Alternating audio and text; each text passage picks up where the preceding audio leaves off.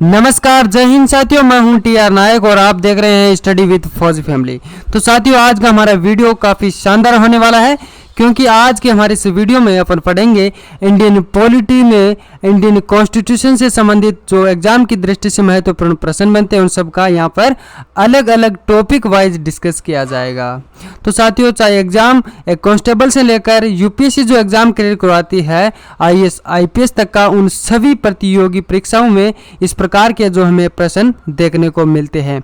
तो साथियों, देखते हैं आज के हमारे इस वीडियो का पहला टॉपिक होगा प्रियम्बल इंडियन कॉन्स्टिट्यूशन, यानी भारतीय संविधान की प्रस्तावना से रिलेटेड जो एग्जाम की दृष्टि से महत्वपूर्ण प्रश्न बनते हैं उन सब का डिस्कस किया जाएगा। और दूसरा टॉपिक रहेगा सेंटर स्टेट रिलेशन, यानी केंद्र और राज्य के बीच जो सरकार का संबंध होता है उनके बारे में यहाँ डिस्कस किया जाएगा। और तीसरा टॉपिक है फंडामेंटल राइट्स, यानी हमारे जो मौलिक अधिकार है उनके बारे में यहाँ पर डिस्कस किया जाएगा। चौथा जो हमारा टॉपिक है फंडामेंटल ड्यूटीज, यानी हमारे कौन कौन से मौलिक कर्तव्य हैं उन सब का यहाँ पे डिस्कस किया जाएगा। फिर हमारा पांचवा हमारा टॉपिक होगा सिटीजनशिप, यानी भारतीय नागरिकता के बारे में जो महत्वपूर्ण प्रश्न बनते हैं उन सब का यहाँ पर डिस्कस किया जाएगा। और साथियों, एक इंडियन सिटीजन होने के नाते आपको इस प्रकार की जानकारी होनी चाहिए जो कि हम इस वीडियो के अंदर आपको देने वाले हैं। फिर छठा हमारा टॉपिक होगा डीपीएसपी, यानी directive principles of state policy के बारे में यहाँ पे जो एग्जाम की दृष्टि से महत्वपूर्ण प्रश्न बनते हैं उन सब का डिस्कस किया जाएगा। फिर सातवां हमारा टॉपिक है कॉन्स्टिट्यूशन डेवलपमेंट, यानी संवैधानिक विकास से संबंधित जो एग्जाम की दृष्टि से महत्वपूर्ण प्रश्न बनते हैं उनका भी यहाँ पर डिस्कस किया जाएगा। प्रियम्बल ऑफ इंडियन कॉन्स्टिट्यूशन, यानी भारतीय संविधान की प्रस्तावना। तो साथियों, आज अपन भारतीय संविधान की प्रस्तावना से संबंधित जो एग्जाम की दृष्टि से महत्वपूर्ण प्रश्न बनते हैं उनको सोल्व करेंगे। तो आइए स्टार्ट करते हैं। तो साथियों, आज के हमारे इस टॉपिक का पहला प्रश्न है कि भारतीय संविधान की प्रस्तावना में देश का कौन सा नाम उल्लिखित है। तो साथियों, इस प्रश्न का राइट आंसर आपको इन दिए गए चार ऑप्शन में से चुनकर बताना होगा। ए ऑप्शन भारत और भारतवर्ष, बी भारत और हिंदुस्तान, सी भारत और इंडिया, और डी ऑप्शन है हिंदुस्तान और भारतवर्ष। तो साथियों, इस प्रश्न का सही जवाब होगा सी ऑप्शन भारत और इंडिया। अगला प्रश्न देखते हैं, संविधान की प्रस्तावना के संबंध में क्या असत्य है। तो साथियों, इस प्रश्न का राइट आंसर आपको इन दिए गए चार ऑप्शन में से चुनकर बताना होगा। ए ऑप्शन संविधान की व्याख्या की दृष्टि से प्रस्तावना का कोई महत्व नहीं है, बी प्रस्तावना यह स्पष्ट करती है कि भारत की राजसत्ता का एकमात्र स्रोत भारत की जनता है, सी प्रस्तावना शब्द की एकता व अखंडता पर बल देती है, और डी ऑप्शन है प्रस्तावना संविधान में निहित आदर्शों एवं उद्देश्यों को स्पष्ट करती है। तो साथियों, इस प्रश्न का राइट आंसर होगा ए ऑप्शन संविधान की व्याख्या की दृष्टि से प्रस्तावना का कोई महत्व नहीं है। देखते हैं अगला प्रश्न, भारतीय संविधान के किस संशोधन द्वारा प्रस्तावना में दो शब्द समाजवादी और धर्मनिरपेक्ष जोड़े गए थे। तो साथियों, इस प्रश्न का राइट आंसर आपको इन दिए गए चार ऑप्शन में से चुनकर बताना होगा। ए 28वें संविधान संशोधन, बी 40वें संविधान संशोधन, और सी में 42वें संविधान संशोधन, डी है 52वें। तो साथियों, इस प्रश्न का राइट आंसर होगा सी ऑप्शन 42वें संविधान संशोधन, यानी 42वें संविधान संशोधन द्वारा जो प्रस्तावना में दो शब्द समाजवादी और धर्मनिरपेक्ष जोड़े गए थे। अगला प्रश्न है, भारतीय संविधान की प्रस्तावना में लोकतंत्रात्मक गणराज्य से पूर्व किन किन शब्द और शब्दों का प्रयोग किया गया। ऑप्शन है समाजवादी, बी पंथ निरपेक्ष, सी संपूर्ण प्रभुत्व संपन्न, और डी ऑप्शन है उपरोक्त सभी। तो साथियों, इस प्रश्न का राइट आंसर होगा डी ऑप्शन उपरोक्त सभी। देखते हैं अगला प्रश्न, निम्नलिखित में से कौन सा कथन है जो सही है। तो साथियों, इस प्रश्न का राइट आंसर आपको इन दिए गए चार ऑप्शन में से चुन के बताना होगा कि इनमें से कौन सा जो कथन है वो एक सही है। ए ऑप्शन भारत का संविधान भारत में संसदीय पद्धति की सरकार की व्यवस्था करता है। बी भारतीय संविधान द्वारा स्वतंत्र न्यायपालिका की स्थापना की गई है। सी भारतीय संविधान भारत में विधि के शासकों की व्यवस्था करता है। और डी ऑप्शन है उपरोक्त सभी। तो साथियों इस प्रश्न का राइट आंसर होगा डी ऑप्शन उपरोक्त सभी। अगला प्रश्न है भारत की संप्रभुता, एकता एवं अखंडता को अक्षुण्ण बनाए रखने तथा उसकी रक्षा करने का प्रावधान किया गया है। तो साथियों इस प्रश्न का राइट आंसर आपको इन दिए गए 4 ऑप्शन में से चुनकर बताना होगा। ए ऑप्शन प्रस्तावना में, बी मूल अधिकार में, सी नीति निर्देशक सिद्धांत में, डी ऑप्शन मूल कर्तव्य में। तो साथियों इस प्रश्न का राइट आंसर होगा ए ऑप्शन प्रस्तावना में। चलिए देखते हैं अगला प्रश्न। संविधान के संरक्षण के रूप में सर्वोच्च न्यायालय का अधिकार विश्व के किस संविधान से लिया गया है? तो साथियों इस प्रश्न का राइट आंसर आपको इन दिए गए 4 ऑप्शन में से चुनकर बताना होगा। ए ऑप्शन स्विट्जरलैंड के संविधान से, बी कनाडा के संविधान से, सी अमेरिका के संविधान से, लास्ट ऑप्शन है इंग्लैंड के संवैधानिक परंपरा से। तो साथियों इस प्रश्न का राइट आंसर होगा सी ऑप्शन अमेरिका के संविधान से। आगे देखते हैं भारत में कलेक्टर का पद औपनिवेशिक शासन ने उधार लिया था। ऑप्शन है इंग्लैंड से, बी आयरलैंड से, सी ऑस्ट्रिया से, डी ऑप्शन फ्रांस से। साथियों इस प्रश्न का राइट आंसर होगा ए ऑप्शन इंग्लैंड से। अगला प्रश्न देखते हैं किस देश के संविधान से भारत के संघीय व्यवस्था प्रभावित नहीं है? तो साथियों इस प्रश्न का जो राइट आंसर आपको इन दिए गए 4 ऑप्शन में से चुनकर बताना होगा। ए ऑप्शन संयुक्त राज्य America, B option Canada, C Australia, D option है दक्षिण अफ्रीका। तो साथियों इस प्रश्न का राइट आंसर होगा डी ऑप्शन दक्षिण अफ्रीका।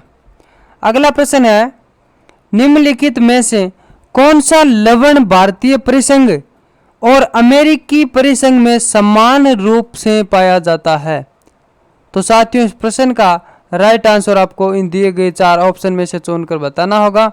ए ऑप्शन एक ही नागरिकता, बी संविधान की 3 सूचियां, और सी न्यायपालिका की द्वैधता, और डी ऑप्शन है संविधान के निर्वाचन के लिए परिसंघीय उच्चतम न्यायालय। तो साथियों इस प्रश्न का राइट आंसर होगा डी ऑप्शन संविधान के निर्वाचन के लिए परिसंघीय उच्चतम न्यायालय। चलिए देखते हैं अगला प्रश्न। भारतीय संविधान की प्रस्तावना में जिन आदर्शों एवं उद्देश्यों की रूपरेखा दी गई है उनके आगे व्याख्या की गई है। तो साथियों इस प्रश्न का राइट आंसर आपको इन दिए गए 4 ऑप्शन में से चुन के बताना होगा कि उनके आगे किन की व्याख्या की गई है। ए ऑप्शन मूल अधिकारों के अध्याय में, बी राज्य के नीति निर्देशक सिद्धांतों के अध्याय में, सी मूल अधिकार राज्य के नीति निर्देशक सिद्धांतों एवं मूल कर्तव्यों में, और डी ऑप्शन है संविधान के पाठ में कहीं नहीं। तो साथियों इस प्रश्न का राइट आंसर होगा सी ऑप्शन मूल अधिकार राज्य के नीति निर्देशक सिद्धांतों एवं मूल कर्तव्यों में उनकी व्याख्या दी गई है। देखते हैं अगला प्रश्न। भारतीय संविधान ने सहायक एकात्मक विशेषताओं के साथ एक संघीय राज्य की बजाय संघीय सहायता विशिष्टताओं के साथ एक एकात्मक राज्य की स्थापना की। यह कथन निम्न में से किसका है? तो साथियों इस प्रश्न का राइट आंसर आपको इन दिए गए 4 ऑप्शन में से चुनकर बताना होगा। ए ऑप्शन है Granville Austin, B Ivor Jennings, C B R Ambedkar, और डी ऑप्शन है के सी वहियर। तो साथियों इस प्रश्न का राइट आंसर होगा डी ऑप्शन के सी वहियर। देखते हैं अगला प्रश्न।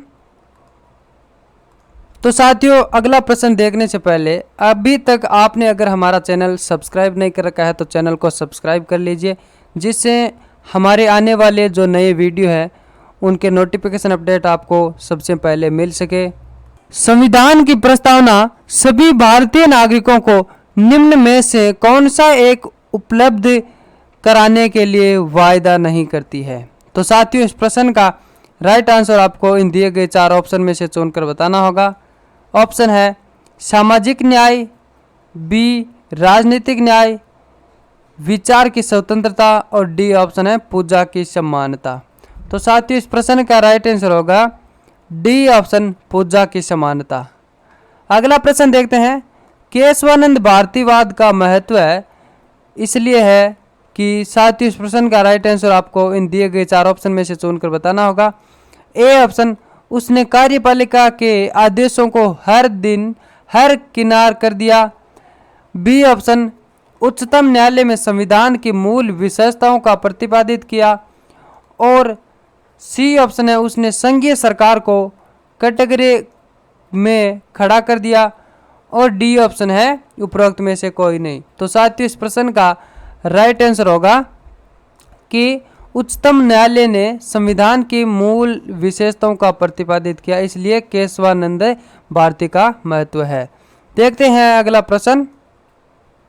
भारतीय संविधान के किस भाग में स्पष्ट रूप से घोषणा की गई है कि भारत एक धर्मनिरपेक्ष राज्य है? तो फ्रेंड्स, इस प्रश्न का राइट आंसर आपको इन दिए गए 4 ऑप्शन में से चुन के बताना होगा कि भारतीय संविधान के किस भाग में जो ये स्पष्ट रूप से घोषणा की गई है कि भारत एक धर्मनिरपेक्ष राज्य है, यानी देश है। यहाँ पर क्या है कि बड़े पैमाने में देश को भी राज्य के नाम से जाना जाता है, यानी भारत एक धर्म निरपेक्ष राज्य है। ए ऑप्शन मौलिक अधिकार, बी संविधान की प्रस्तावना, सी राज्य के नीति निर्देशक सिद्धांत और डी ऑप्शन है संविधान की 9वीं अनुसूची। तो साथियों, इस प्रश्न का राइट आंसर होगा बी ऑप्शन संविधान की प्रस्तावना। अगला प्रश्न देखते हैं। संविधान की प्रस्तावना में भारत को कहा गया है, क्या कहा गया है? इस प्रश्न का राइट आंसर आपको इन दिए गए 4 ऑप्शन में से चुनकर बताना होगा।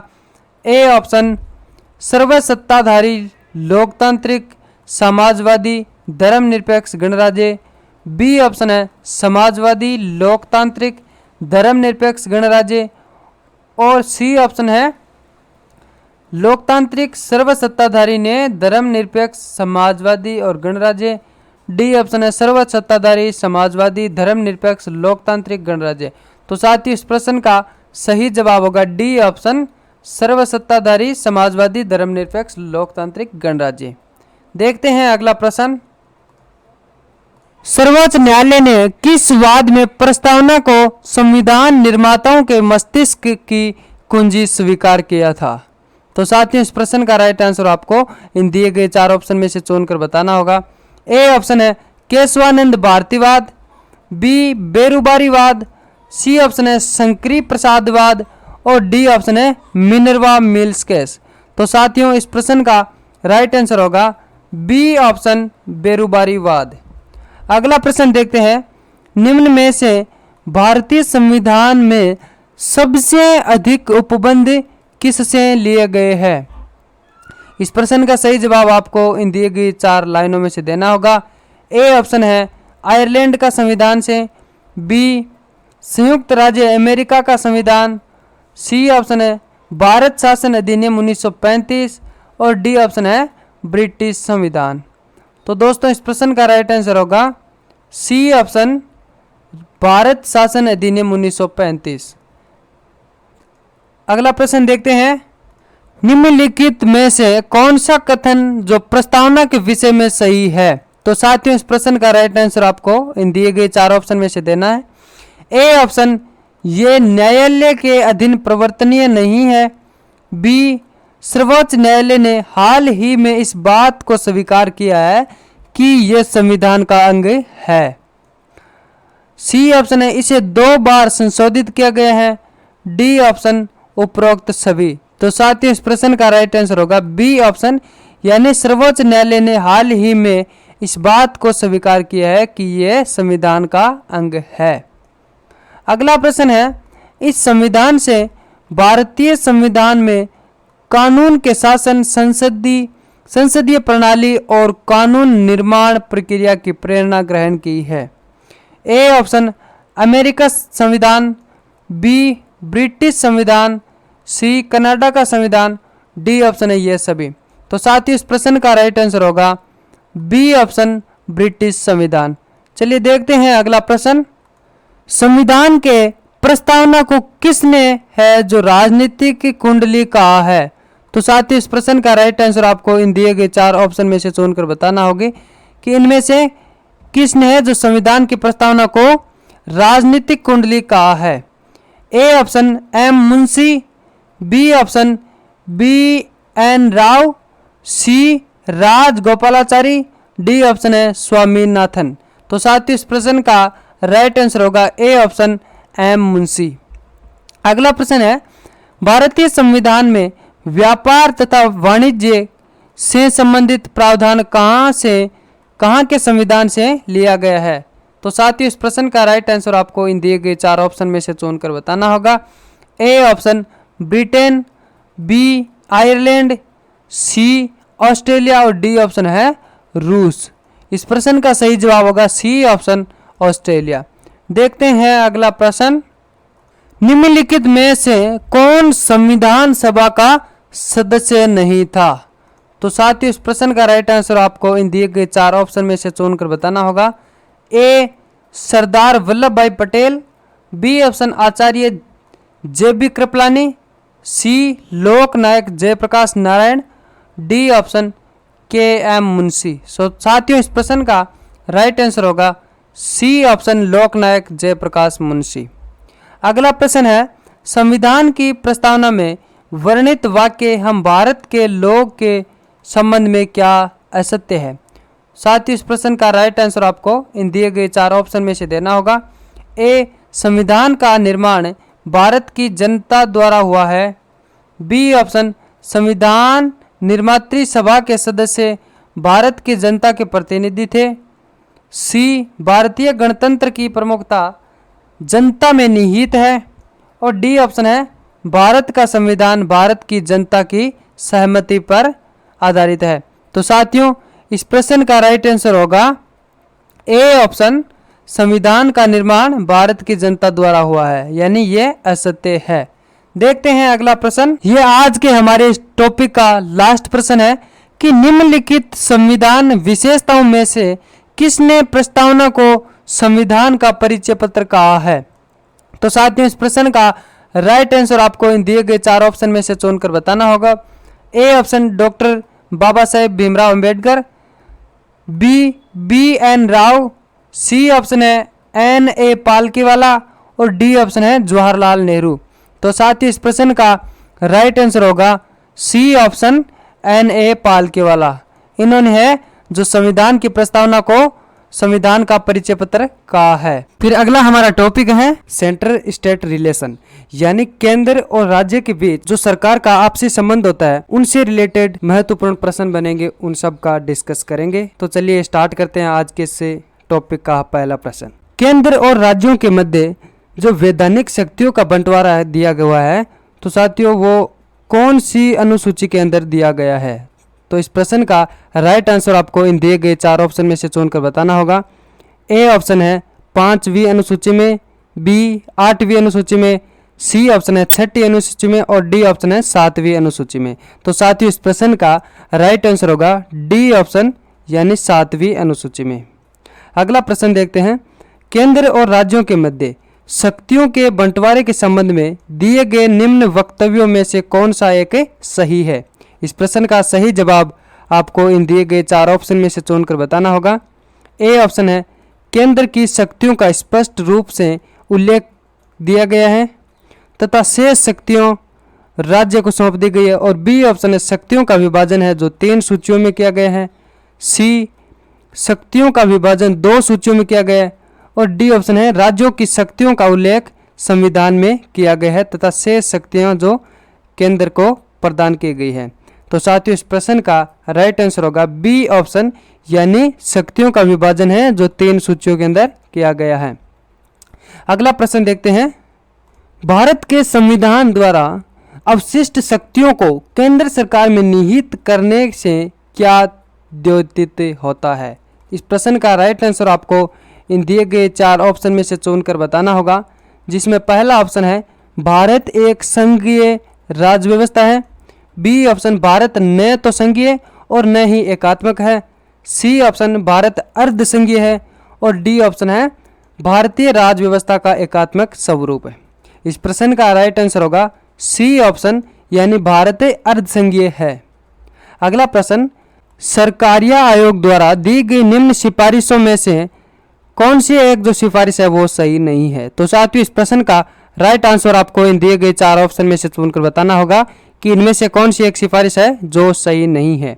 ए ऑप्शन, इसने एक अंतर सरकारी परिषद का गठन किया है जिसमें प्रधानमंत्री तथा राज्यों के मुख्यमंत्री शामिल होंगे।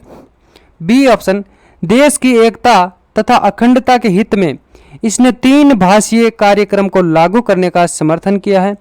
सी ऑप्शन, इसने देश की स्वतंत्रता तथा अखंडता के हित में संविधान के अनुच्छेद 356 का उदारपूर्ण प्रयोग करने का समर्थन किया है। और डी ऑप्शन, उपरोक्त में से कोई नहीं। तो साथियों, इस प्रश्न का राइट आंसर होगा ए ऑप्शन, यानी इसने एक अंतर सरकारी परिषद का गठन किया है जिसमें प्रधानमंत्री तथा राज्यों के मुख्यमंत्री शामिल होंगे। यह सिफारिश सही नहीं है। अगला प्रश्न देखते हैं, निम्नलिखित में से कौन अंतर्राज्यीय विवादों को निपटाने में प्रभावी हो सकता है? इस प्रश्न का सही जवाब आपको इन दिए गए 4 ऑप्शन में से चुनकर बताना होगा। ए ऑप्शन, केंद्रीय स्वास्थ्य परिषद तथा स्वशासन परिषद। और बी ऑप्शन, वित्त आयोग तथा योजना आयोग। सी, क्षेत्रीय परिषद तथा राज्यों के मुख्यमंत्रियों व मंत्रियों के बीच बैठक। और डी ऑप्शन है प्रशासनिक सुधार आयोग की सिफारिश पर गठित अंतर्राज्यीय परिषद। तो साथियों, इस प्रश्न का राइट आंसर होगा डी ऑप्शन, यानी प्रशासनिक सुधार आयोग की सिफारिश पर गठित अंतर्राज्यीय परिषद। अगला प्रश्न देखते हैं, संविधान के अंतर्गत केंद्रीय सरकार अनेक प्रकार के कर एकत्रित करती है जो कि इसे राज्य सरकारों के साथ बांटने पड़ते हैं। इन करों में राज्यों का हिस्सा निश्चित करने का संवैधानिक अधिकार किसे प्राप्त है? तो साथियों, इनमें से ये जो अधिकार है किसे प्राप्त है? इस प्रश्न का राइट आंसर आपको इन दिए गए 4 ऑप्शन में से चुनकर बताना होगा। ए ऑप्शन, केंद्रीय वित्त मंत्री को। बी ऑप्शन, वित्त आयोग को। सी, योजना आयोग। और डी ऑप्शन है केंद्रीय मंत्रिमंडल द्वारा राष्ट्रपति के परामर्श से। इस प्रश्न का राइट आंसर होगा बी ऑप्शन, वित्त आयोग को। देखते हैं अगला प्रश्न, केंद्र तथा राज्यों के मध्य शक्तियों के वितरण के लिए भारत का संविधान 3 सूचियों को प्रस्तुत करता है। निम्न में से कौन से 2 अनुच्छेद शक्तियों को विनियमित करते हैं? तो साथियों, बताइए कि इनमें से कौन से जो अनुच्छेद है जो शक्तियों को विनियमित करते हैं। इन प्रश्न का राइट आंसर आपको इन दिए गए 4 ऑप्शन में से चुनकर बताना होगा। ए ऑप्शन, अनुच्छेद 4 तथा 5। बी ऑप्शन, अनुच्छेद 56 तथा 57। और सी ऑप्शन है अनुच्छेद 141 तथा 142। और लास्ट ऑप्शन है अनुच्छेद 245 तथा अनुच्छेद 246। तो साथियों, इस प्रश्न का राइट आंसर होगा डी ऑप्शन, अनुच्छेद 245 तथा 246। अगला प्रश्न देखते हैं कि निम्नलिखित में से कौन सा विषय जो संघ सूची के अंतर्गत समाविष्ट है? इस प्रश्न का राइट आंसर इन दिए गए 4 ऑप्शन में से चुनकर बताना होगा। A option, police. बी, जनगणना। सी ऑप्शन, भू आगम। और डी ऑप्शन है लोक स्वास्थ्य और सफाई का प्रबंध। तो साथियों, इस प्रश्न का राइट आंसर होगा बी ऑप्शन, जनगणना। साथियों, अभी तक आपने अगर हमारे चैनल को सब्सक्राइब नहीं कर रखा है तो चैनल को सब्सक्राइब कर लीजिए। देखते हैं अगला प्रश्न, निम्नलिखित में से कौन सा एक वैसा संबंध नहीं है जैसा कि केंद्र राज्य संबंधों के बारे में भारतीय संविधान में निर्दिष्ट है? इस प्रश्न का सही जवाब आपको इन दिए गए 4 ऑप्शन में से चुनकर बताना होगा। ए ऑप्शन, विधायी। बी ऑप्शन, वित्तीय। सी, न्यायिक। और डी ऑप्शन है प्रशासनिक। तो साथियों, इस प्रश्न का जो सही जवाब होगा सी ऑप्शन, न्यायिक। आगे देखते हैं, अवशिष्ट अधिकारी जिनका उल्लेख संघीय, राज्य या समवर्ती सूचियों में किया गया है। निम्नलिखित में से किस में निहित होते हैं? इस प्रश्न का राइट आंसर इन दिए गए 4 ऑप्शन में से चुनकर बताना होगा। ए ऑप्शन भारत के राष्ट्रपति में, बी राज्यसभा और लोकसभा दोनों में, सी ऑप्शन राज्य विधानमंडलों में और डी लोकसभा में। तो साथियों इस प्रश्न का सही जवाब होगा बी ऑप्शन, यानी राज्यसभा और लोकसभा दोनों में होता है। देखते हैं अगला प्रश्न, क्षेत्रीय परिषदों का मुख्य उद्देश्य क्या है? इस प्रश्न का सही जवाब साथियों इन दिए गए 4 ऑप्शन में से चुन के बताना होगा कि क्षेत्रीय परिषदों का जो मुख्य उद्देश्य क्या है। ऑप्शन है राज्यों के मध्य विवादों को क्षेत्र स्तर पर निपटाना, बी ऑप्शन राज्यों के क्षेत्र में समान हितों के विषय में परामर्श देना, सी ऑप्शन विभिन्न राज्यों में पारित कानूनों में संघर्ष न होने देने की सुनिश्चित करना, और डी ऑप्शन है राज्यों के उपलब्ध संसाधनों को सर्वोत्तम ढंग से उपयोग में लाने के तरीके सुझाना। इस प्रश्न का सही जवाब होगा बी ऑप्शन राज्यों के क्षेत्र में समान हितों के विषय में परामर्श देना। आगे देखते हैं, निम्नलिखित में से कौन सी सरकारीय आयोग की एक अग्रणी सिफारिश है? ऑप्शन है क्षेत्रीय परिषदों को सक्रिय करना, बी ऑप्शन वित्त आयोग तथा योजना आयोग के वर्तमान कार्य विभाजन में गंभीर परिवर्तन करना, सी अखिल भारतीय सेवाओं को समाप्त करना, डी ऑप्शन क्षेत्रीय परिषदों को समाप्त करना। तो साथियों इस प्रश्न का राइट आंसर होगा ए ऑप्शन, यानी क्षेत्रीय परिषदों को सक्रिय करना। देखते हैं नेक्स्ट प्रश्न, अंतर्राष्ट्रीय संधियों को भारत के किसी भाग अथवा संपूर्ण भारत में लागू करने के लिए संसद कोई भी आयकर कानून बना सकती है। तो साथियों इस प्रश्न का जो सही जवाब आपको इन दिए गए 4 ऑप्शन में से चुनकर बताना होगा। ए ऑप्शन सभी राज्यों की सहमति से, बी बहुसंख्यक राज्यों की सहमति से, सी ऑप्शन संबंधित राज्यों की सहमति से, और डी ऑप्शन बिना किसी राज्य की सहमति से। इस प्रश्न का राइट आंसर होगा डी ऑप्शन, बिना किसी राज्य की सहमति से। अगला प्रश्न, क्षेत्रीय परिषद का पदेन अध्यक्ष कौन होता है? इस प्रश्न का राइट आंसर आपको इन दिए गए 4 ऑप्शन में से चुनकर बताना होगा। ए ऑप्शन कोई भी एक केंद्रीय मंत्री, बी ऑप्शन उस राज्य का राज्यपाल जहां पर क्षेत्रीय परिषद की बैठक होती है, सी ऑप्शन उस राज्यपाल का मुख्यमंत्री जहां पर यह क्षेत्रीय परिषद की बैठक होती है, डी ऑप्शन सदस्यों द्वारा निर्वाचित राज्य का मुख्यमंत्री। इस प्रश्न का साथियों राइट आंसर होगा सी ऑप्शन, उस राज्य का मुख्यमंत्री जहां पर क्षेत्रीय परिषद की बैठक होती है। देखते हैं अगला प्रश्न, भारत में संघ राज्यों का प्रशासक किसके द्वारा होता है? तो साथियों भारत में जो संघ राज्यों का प्रशासन है वो किसके द्वारा आता है? इन प्रश्न का राइट आंसर आपको इन दिए गए 4 ऑप्शन में से चुनकर बताना होगा। ए ऑप्शन राष्ट्रपति द्वारा, बी उप राज्यपाल द्वारा, सी ऑप्शन गृह मंत्री द्वारा, और लास्ट ऑप्शन है प्रशासन द्वारा। तो साथियों इस प्रश्न का राइट आंसर होगा ए ऑप्शन, राष्ट्रपति द्वारा। अगला प्रश्न, अध्यक्षात्मक सरकार के काम करने का सिद्धांत है। ए ऑप्शन केंद्र और राज्यों के बीच शक्तियों का बंटवारा, बी ऑप्शन शक्तियों का केंद्रीकरण, सी शक्तियों का संतुलन, और डी ऑप्शन है शक्तियों का पृथक्करण। तो साथियों इस प्रश्न का राइट आंसर होगा शक्तियों का पृथक्करण, यानी डी ऑप्शन राइट होगा। देखते हैं अगला प्रश्न, निम्नलिखित में से किस संघ शासित क्षेत्र के प्रशासक को प्रशासक नहीं कहा जाता है? तो साथियों इस प्रश्न का राइट आंसर आपको इन दिए गए 4 ऑप्शन में से चुनकर बताना होगा कि इनमें से कौन सा एक जो संघ शासित है जहां के प्रशासक को प्रशासक नहीं कहा जाता है। A option Lakshadweep, B Puducherry, C option Chandigarh, और डी ऑप्शन है दमन और दीव। तो साथियों इस प्रश्न का राइट आंसर होगा बी ऑप्शन, यानी पुडुचेरी। यानी पुडुचेरी की जो प्रशासक है उनको प्रशासक नहीं कहा जाता है। देखते हैं अगला प्रश्न, यदि वित्तीय संकट की घोषणा की जाए तो इसका केंद्र व राज्यों के संबंधों पर क्या प्रभाव पड़ता है? तो साथियों इस प्रश्न का राइट आंसर आपको इन दिए गए 4 ऑप्शन में से चुनकर बताना होगी कि यदि जब वित्तीय संकट की घोषणा की जाए तो केंद्र और राज्यों के बीच में जो संबंध है इस पे क्या प्रभाव पड़ेगा।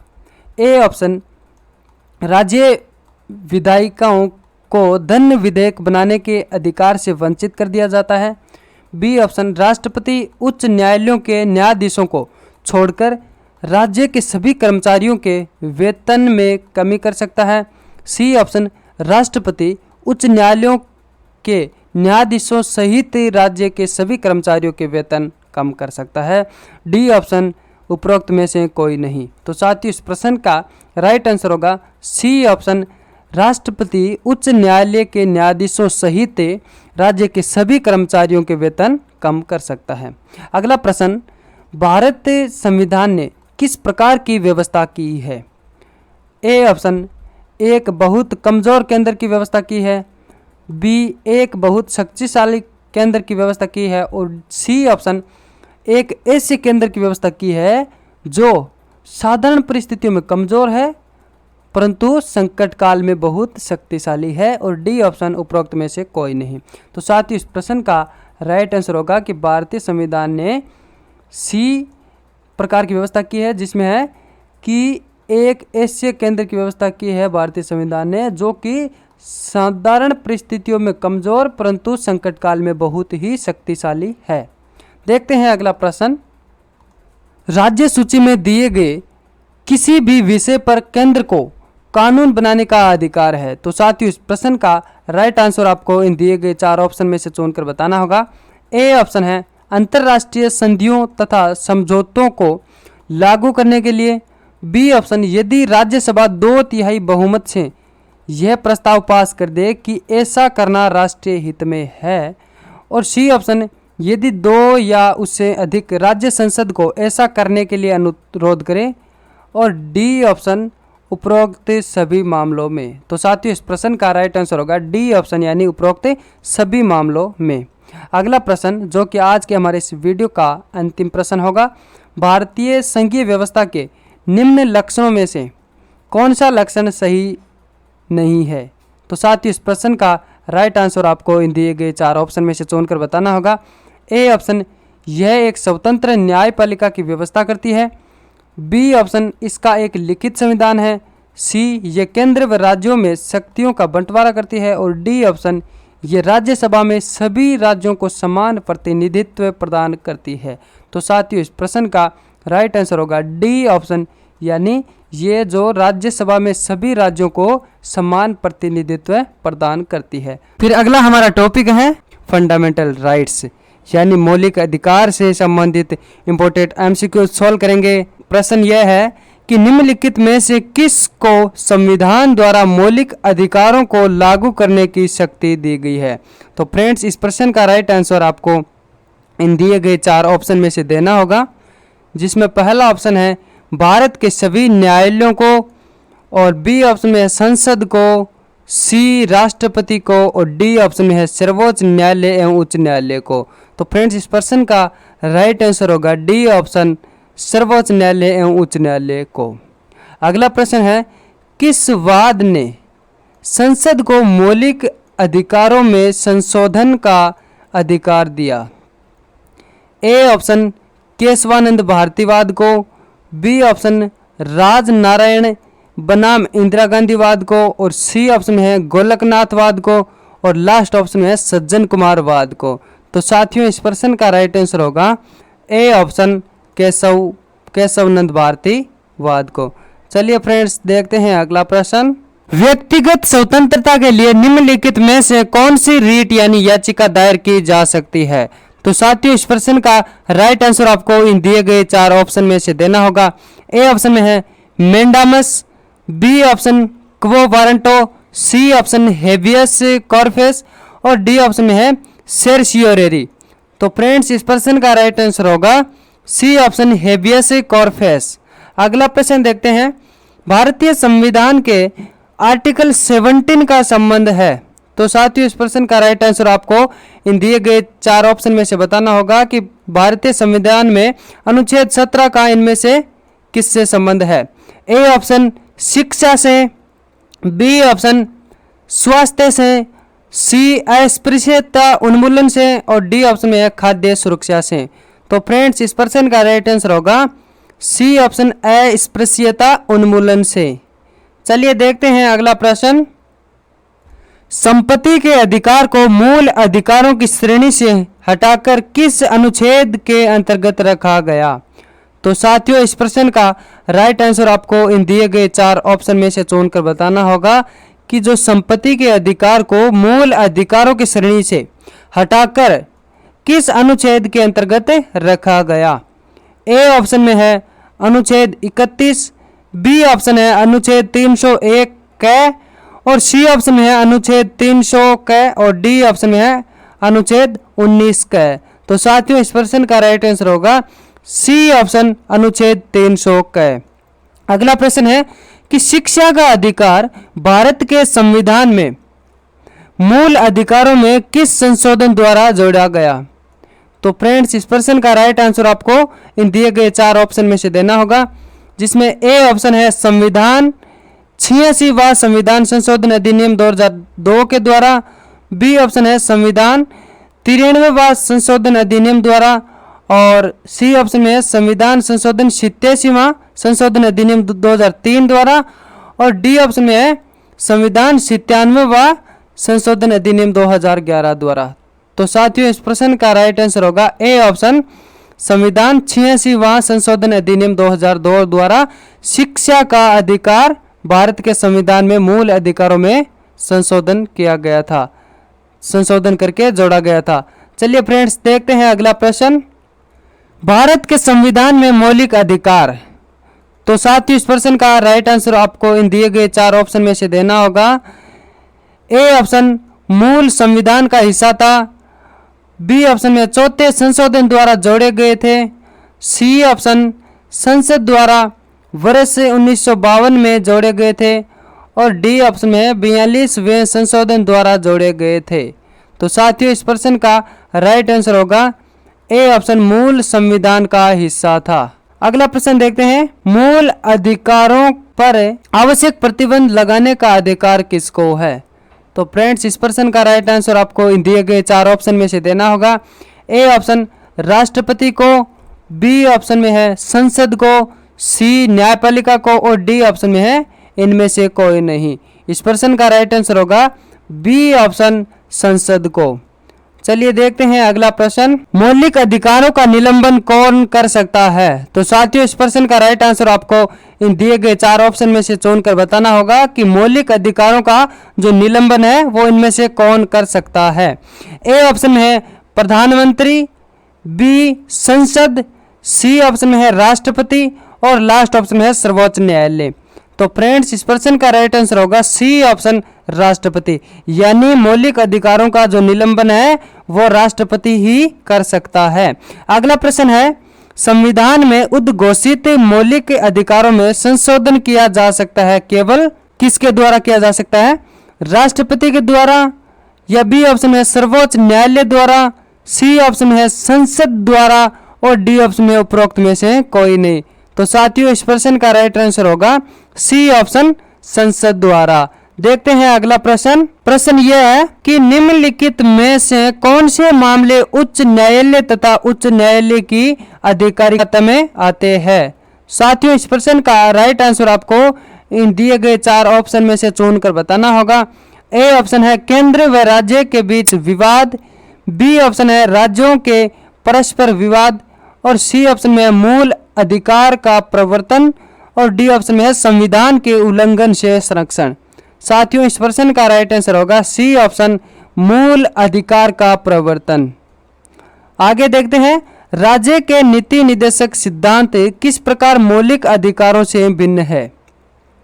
ए ऑप्शन है पूर्वोक्त केंद्र सरकार के लिए और उपरोक्त राज्यों के लिए, और बी ऑप्शन में है पूर्वोक्त संविधान का अंश नहीं है जबकि उपरोक्त है, और सी ऑप्शन में है राज्य के नीति निर्देशक तत्व परिवर्तनीय नहीं है जबकि मूल अधिकार परिवर्तनीय है।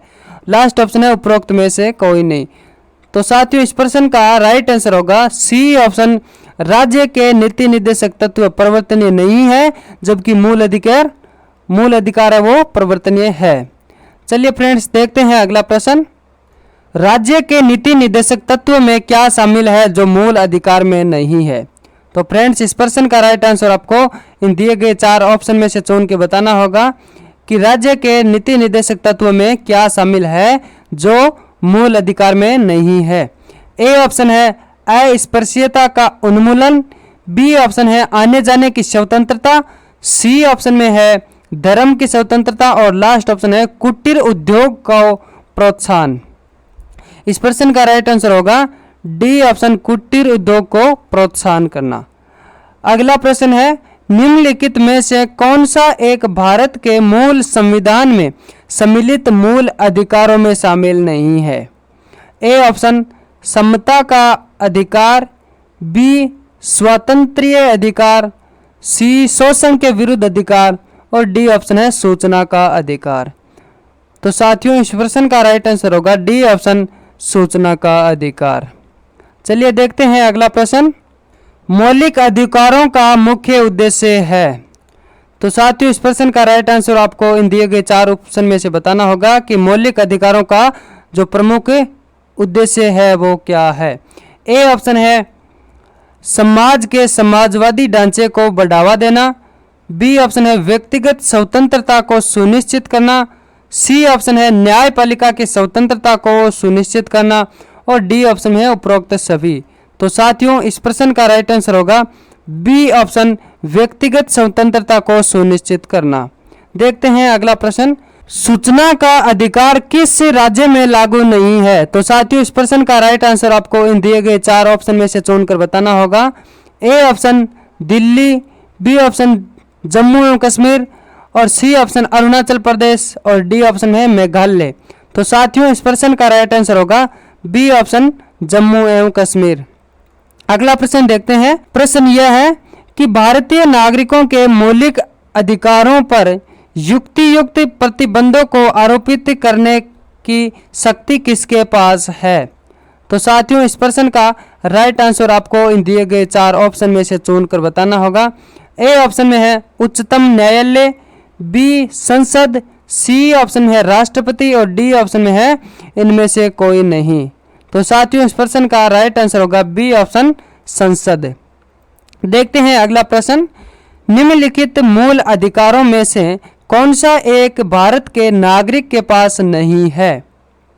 कौन सा एक अधिकार है इनमें से जो भारत के नागरिक के पास नहीं है। ए ऑप्शन है भारत के किसी भाग में निवास करने और बस जाने का अधिकार, बी ऑप्शन है संपत्ति अर्जन धारण और व्ययन का अधिकार, सी ऑप्शन है कोई वृत्ति करने का अधिकार और डी ऑप्शन है सहकारी समितियां बनाने का अधिकार। तो साथियों इस प्रश्न का राइट आंसर होगा बी ऑप्शन, संपत्ति अर्जन धारण और व्ययन का अधिकार। देखते हैं अगला प्रश्न, नागरिकों को प्राप्त सांस्कृतिक एवं शिक्षण अधिकारों का मुख्य उद्देश्य है। ए ऑप्शन भारत की संपन्न सांस्कृतिक विरासत को बनाए रखना है, बी ऑप्शन एक सूत्रीय भारतीय संस्कृति का विकास करना है और सी ऑप्शन है अल्पसंख्यकों को अपनी संस्कृति को बनाए रखने में सहायता देना है और डी ऑप्शन उपरोक्त सभी।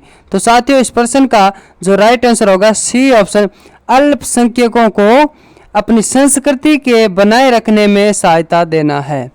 चलिए देखते हैं अगला प्रश्न, संवैधानिक उपचारों का अधिकार किन परिस्थितियों में निलंबित हो जाता है। तो साथियों इस प्रश्न का जो राइट आंसर आपको इन दिए गए 4 ऑप्शन में से चुनकर बताना होगा। ए ऑप्शन है आपात स्थिति की घोषणा के दौरान, बी ऑप्शन है सेना सदस्यों के संबंध में, सी ऑप्शन है जब सैनिक विधि लागू हो और डी ऑप्शन है उपरोक्त सभी परिस्थितियों में। तो साथियों इस प्रश्न का राइट आंसर होगा ए ऑप्शन, आपात स्थिति की घोषणा के दौरान। चलिए देखते हैं अगला प्रश्न, वर्ष 1955 में पारित अस्पृश्यता अपराध अधिनियम को वर्तमान में किस नाम से जाना जाता है। तो साथियों इस प्रश्न का राइट आंसर आपको इन दिए गए 4 ऑप्शन में से देना होगा।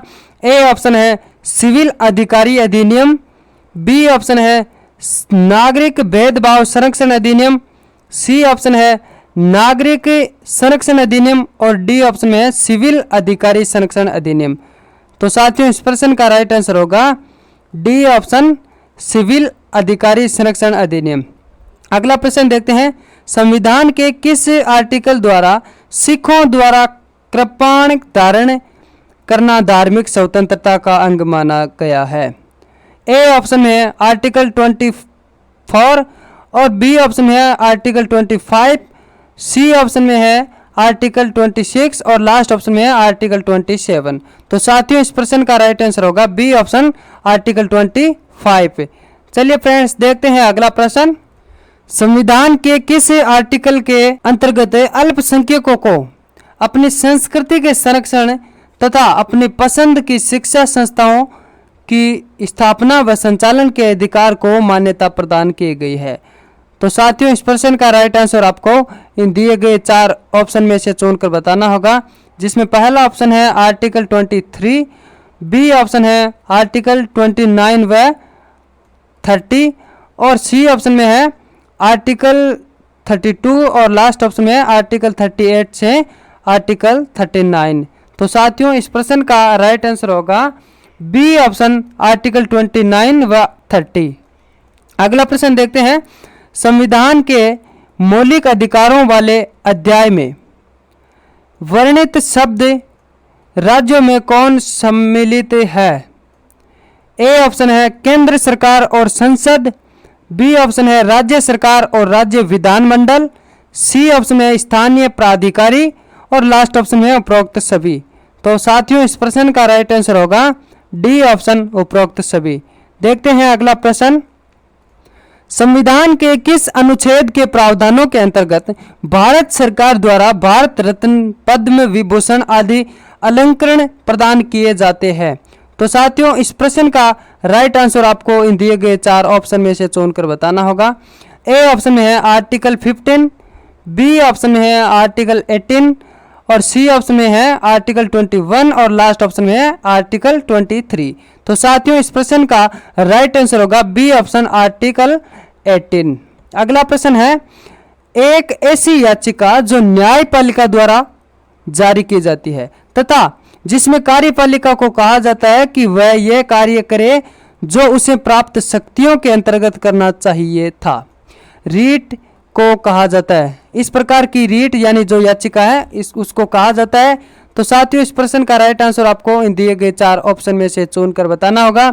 ए ऑप्शन में है हेसियस कॉर्पस, बी ऑप्शन में है मेंडामस, सी प्रोहिबिशन और डी ऑप्शन में है कवो वारंटो। तो साथियों इस प्रश्न का राइट आंसर होगा बी ऑप्शन मेंडामस। फिर अगला हमारा टॉपिक है भारतीय संविधान यानी इंडियन कॉन्स्टिट्यूशन में हमारे कितने मूल कर्तव्य है, उन सब का गहन अध्ययन करने वाला हूं। तो आइए आगे बढ़ते हैं कि मूल कर्तव्य जो पहले संविधान में नहीं थे, इन्हें स्वर्ण सिंह समिति की संस्तुति के आधार पर 42वें संविधान संशोधन 1976 द्वारा जोड़ा गया है और संविधान में एक नया भाग जो कि भाग 4A और आर्टिकल 51A जोड़कर नागरिकों के लिए कुल 10 मौलिक कर्तव्यों का समावेश किया है और वर्तमान में आर्टिकल 51A के अंतर्गत मौलिक कर्तव्यों की कुल संख्या 11 है। देखते हैं हमारा पहला मूल कर्तव्य, संविधान का पालन करे और उसके आदर्शों, संस्थाओं, राष्ट्रध्वज और राष्ट्रगान का आदर करे।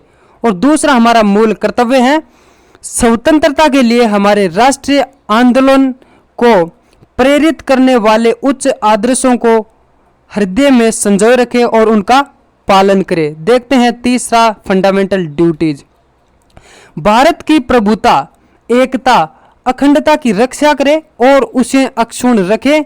फिर 4 नंबर जो हमारा फंडामेंटल ड्यूटी है, देश की रक्षा करे और आह्वान किए जाने पर राष्ट्र की सेवा करे।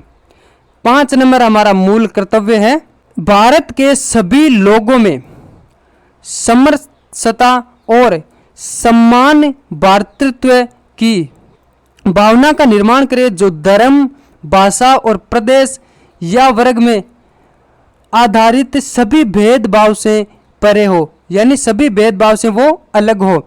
ऐसी प्रथाओं का त्याग करे जो स्त्रियों के सम्मान के विरुद्ध हो। देखते हैं 6ठा मूल कर्तव्य, हमारी सामाजिक संस्कृति की गौरवशाली परंपरा का महत्व समझे और उसका परिरक्षण करे। 7वां मूल कर्तव्य है प्राकृतिक पर्यावरण की, जिसके अंतर्गत वन, झील, नदी व वन्य जीव है, उनकी रक्षा करे और उनका संवर्धन करे तथा प्राणी मात्र के प्रति दया भाव रखे। 8वां मूल कर्तव्य देखते हैं, वैज्ञानिक दृष्टिकोण, मानववाद और ज्ञानार्जन तथा सुधार की भावना का विकास करे। फिर अगला 9 नंबर जो हमारा फंडामेंटल ड्यूटी देखते हैं, सार्वजनिक संपत्ति को सुरक्षित रखे और हिंसा से दूर रहे। 10 नंबर फंडामेंटल ड्यूटीज है हमारा, व्यक्तिगत और सामूहिक गतिविधियों के सभी क्षेत्रों में उत्कृष्ट की ओर बढ़ने का सतत प्रयास करें, जिससे राष्ट्र निरंतर बढ़ते हुए प्रयत्न और उपलब्धि की नई ऊंचाइयों को छू ले। लास्ट 11 नंबर हमारा जो मूल कर्तव्य है, यदि माता पिता या संरक्षक है, यदि जो हमारी माता पिता और संरक्षक है वो 6 वर्ष से 14 वर्ष तक की आयु वाले अपने यथास्थिति बालक का या प्रतिपाल्य के लिए शिक्षा के अवसर प्रदान करना उनका एक मौलिक कर्तव्य है, फंडामेंटल ड्यूटीज। प्रश्न यह है, इंडियन कॉन्स्टिट्यूशन में निम्नलिखित में से किस वर्ष में भारत के संविधान में विद्यमान मूल अधिकारों के साथ मूल कर्तव्य को जोड़ा गया था? तो साथियों, इस प्रश्न का जो राइट आंसर आपको इन दिए गए 4 ऑप्शन में से चुनकर बताना होगा। ए ऑप्शन है वर्ष 1965, बी ऑप्शन है वर्ष 1976, सी ऑप्शन में है वर्ष 1979 और डी ऑप्शन में है वर्ष 1982। तो साथियों, इस प्रश्न का राइट आंसर होगा बी ऑप्शन वर्ष 1976, यानी वर्ष 1976 में मूल अधिकारों के साथ मूल कर्तव्यों को जोड़ा गया था।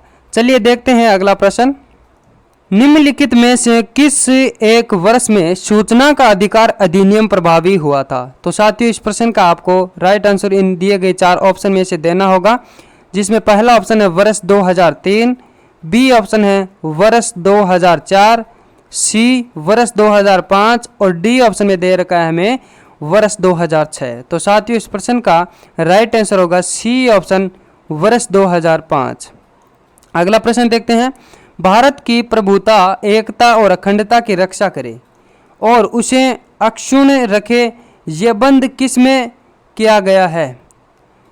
इस प्रश्न का राइट आंसर आपको इन दिए गए 4 ऑप्शन में से देना होगा।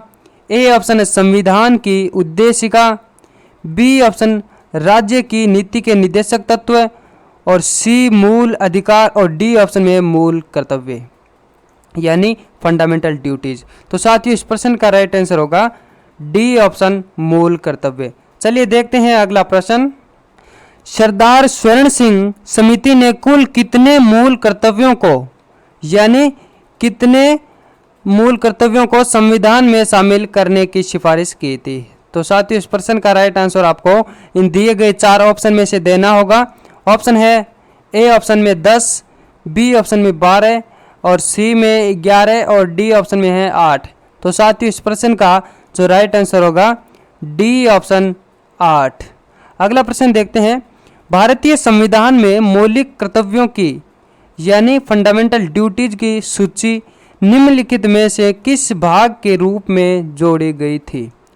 इस प्रश्न का राइट आंसर आपको इन दी गई 4 लाइनों में से देना होगा, जिसमें पहला ऑप्शन है 4 क, बी ऑप्शन में है 5 क, सी ऑप्शन में है 2 ख और डी ऑप्शन में है 3 ग। तो साथियों, इस प्रश्न का राइट आंसर होगा ए ऑप्शन 4 क। देखते हैं अगला प्रश्न। साथियों, अगर आप हमारे चैनल पर अगर नए हैं तो चैनल को सब्सक्राइब कर लीजिए। देखते हैं अगला प्रश्न, भारत के संविधान के किस अनुच्छेद में मौलिक कर्तव्य की चर्चा की गई है? तो साथियों, इस प्रश्न का राइट आंसर आपको इन दिए गए 4 ऑप्शन में से देना होगा कि भारत के संविधान के किस आर्टिकल में मौलिक कर्तव्यों की चर्चा की गई है। ए ऑप्शन है आर्टिकल 51A और बी ऑप्शन में है आर्टिकल 50A, सी ऑप्शन में है आर्टिकल 49A और डी ऑप्शन में है आर्टिकल 52A। तो साथियों, इस प्रश्न का राइट आंसर होगा ए ऑप्शन आर्टिकल 51A। देखते हैं अगला प्रश्न, वर्तमान में संविधान में कुल कितने मूल कर्तव्यों का उल्लेख है? ऑप्शन है A option 8, B option 10, C option में है 11 और डी ऑप्शन में है 12। तो साथियों इस प्रश्न का राइट आंसर होगा सी ऑप्शन 11। चलिए देखते हैं अगला प्रश्न। निम्न में से किस एक का संरक्षण भारतीय नागरिक का मूल कर्तव्य है? प्रश्न को रिपीट करता हूं, निम्न में से किस एक का संरक्षण है जो भारतीय नागरिक का मूल कर्तव्य है? तो साथियों इस प्रश्न का जो राइट आंसर आपको इन दिए गए 4 ऑप्शन में से देना होगा। प्रथम ऑप्शन है ग्राम पंचायत, बी ऑप्शन है राष्ट्रीय ध्वज और सी ऑप्शन है अनुसूचित जाति और अनुसूचित जनजाति और डी ऑप्शन में है वन्य प्राणी। तो साथियों इस प्रश्न का जो राइट आंसर होगा डी ऑप्शन वन्य प्राणी। देखते हैं अगला प्रश्न। मौलिक कर्तव्यों को निर्धारित किया गया है। ए ऑप्शन है 40वें संविधान संशोधन द्वारा, बी ऑप्शन है 43वें संविधान संशोधन द्वारा और सी ऑप्शन में है 42वें संविधान संशोधन द्वारा और लास्ट ऑप्शन है 39वें संविधान संशोधन द्वारा। तो साथियों इस प्रश्न का जो राइट आंसर होगा सी ऑप्शन 42वें संविधान संशोधन द्वारा मौलिक कर्तव्यों को निर्धारित किया गया था। देखते हैं अगला प्रश्न। मौलिक कर्तव्यों को संविधान में सम्मिलित किए जाने का प्रयोजन है। साथियों इस प्रश्न का जो राइट आंसर आपको इन दिए गए 4 ऑप्शन में से देना होगा। ए ऑप्शन है मौलिक अधिकारों के दुरुपयोग पर रोक और बी ऑप्शन में है मौलिक अधिकारों को और अधिक सफल बनाना, सी ऑप्शन विनाशक एवं असंवैधानिक गतिविधियों को नियंत्रित करना, डी ऑप्शन में है कार्यपालिका के बढ़ते शक्ति को नियंत्रण रखना। तो साथियों इस प्रश्न का जो राइट आंसर होगा सी ऑप्शन विनाशक एवं असंवैधानिक गतिविधियों को नियंत्रित करना। देखते हैं अगला प्रश्न। संविधान में उल्लेखित मौलिक कर्तव्य किसके लिए है? इस प्रश्न का राइट आंसर आपको इन दिए गए 4 ऑप्शन में से देना होगा।